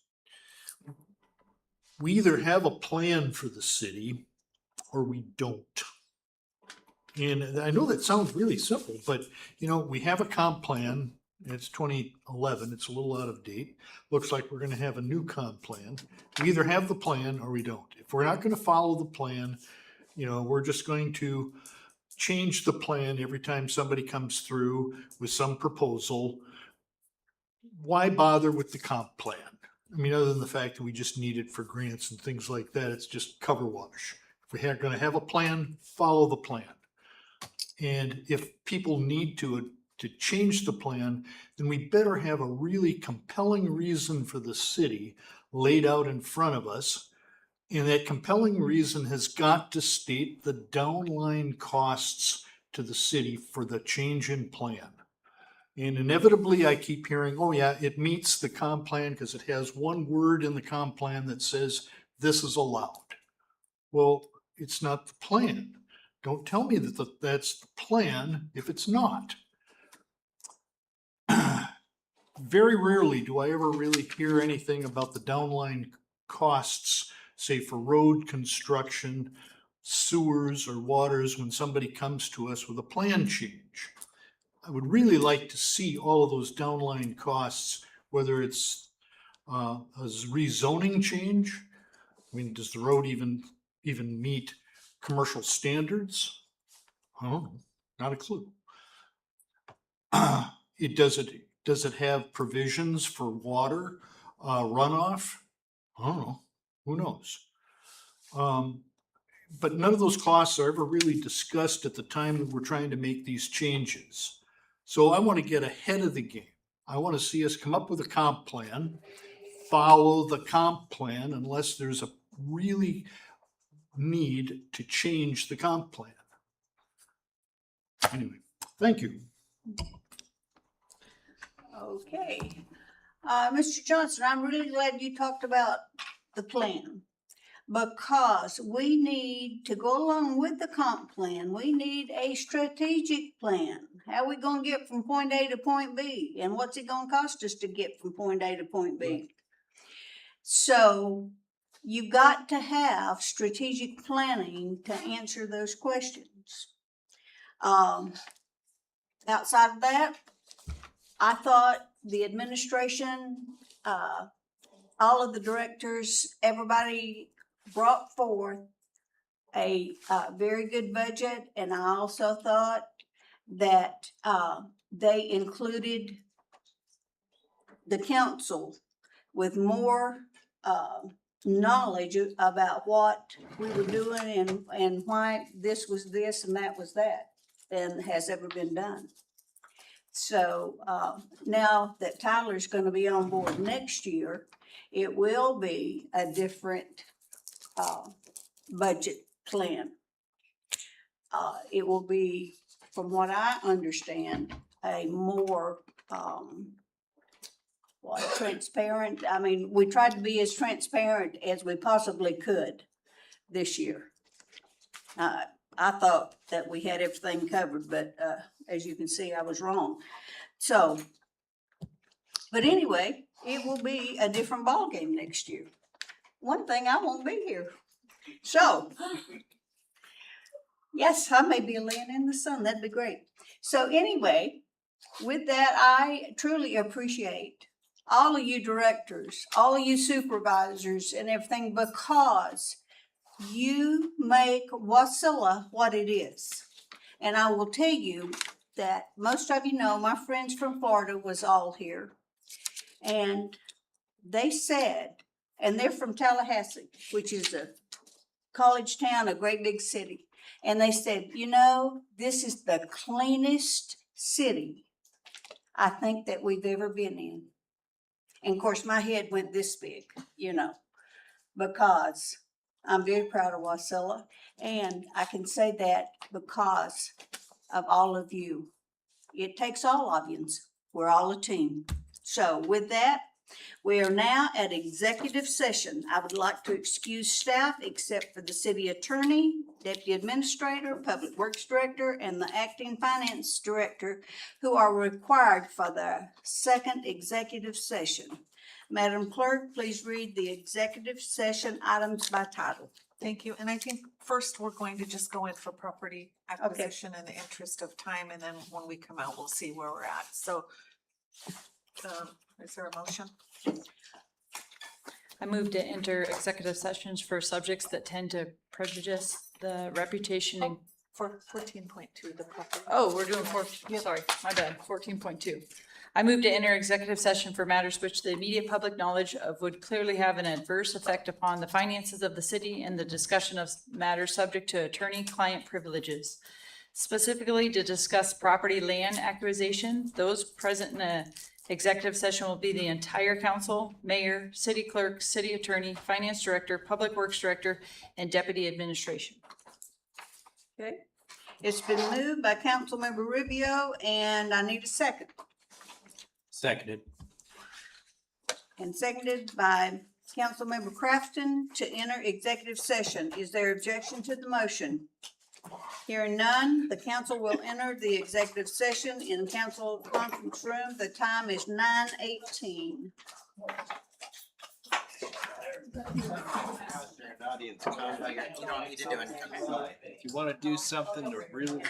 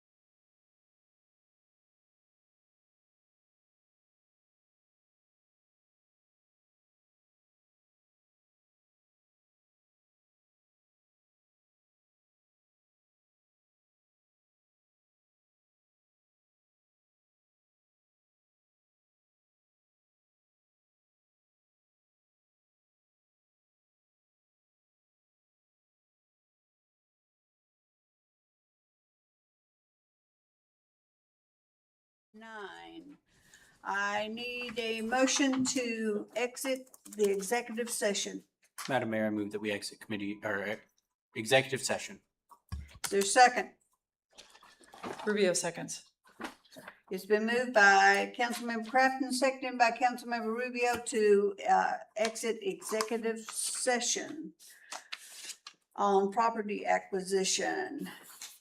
Is there further discussion? Hearing none, is there objection to the motion? Hearing none, we're out of executive session. And now, we need a motion to enter executive session. We're moving back in to enter executive session for subjects that tend to prejudice the reputation and character of any person, provided the person may request a public discussion specifically for the annual review of the city clerk. I'd like to note for the record that the city clerk has waived her right to a public discussion. Is that correct, Madam Clerk? Yes. Okay. It's been moved by Councilmember Rubio. Do I have a second? Second that. And it's been seconded by Councilmember Schmidt to enter executive session. Is there objection? Do you want to invite the city attorney? Who do we need in there? She's like, no. Okay, Jamie, who do we need in there? The entire council and myself. Okay. The entire council and Jamie. Do you want to stay or would you like to stay in the chair? I'll stay. You'll stay, okay. Guys, we're gonna take 2 hours. No, we're not.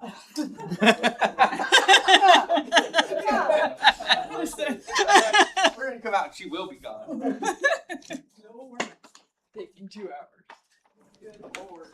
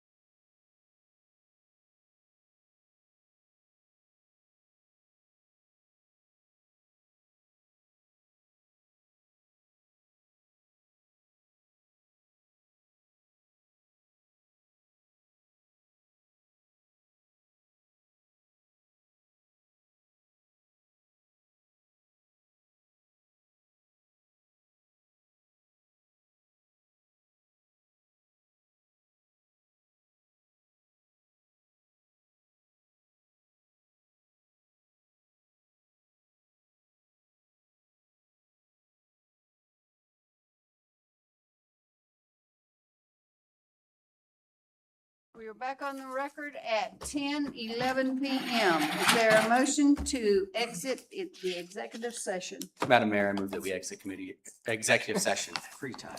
Is there a second? I'll second that. It has been moved by Councilmember Crafton, seconded by Councilmember Schmidt to exit executive session. Is there an objection? Hearing none, the council has exited executive session. The time is 10:12 p.m. With no further business. Madam Mayor. Sorry, I'd like to make a motion here for the clerk. Madam Mayor, I move that we give the oh my God, I'm forgetting the names. It is late. I move that we give the city clerk her 1.98% CPI increase plus her 2% step. And on top of that, we would like to give her an $8,600 per year bonus raise that will be paid monthly. Rubio seconds. The motion has been made by Councilmember Crafton and seconded by Councilmember Rubio to give the city clerk a 1.98% CPI. To authorize an annual step increase for the city clerk from range 25, step L to range 25, step M, effective July 1st, 2026. And the 86? And additional 8,600 per month. No. 8,600 annually, which will be divided in, bi-monthly. Oh. However, that works out to per paycheck, twice a Okay. month. To give her 8,600 annually and for it to be divided on each pay period. We got it, guys. Is there objection to the motion? Hearing none, motion passes. With no further business at hand, I'm adjourning the meeting unless objections raised. Hearing none, the meeting is adjourned at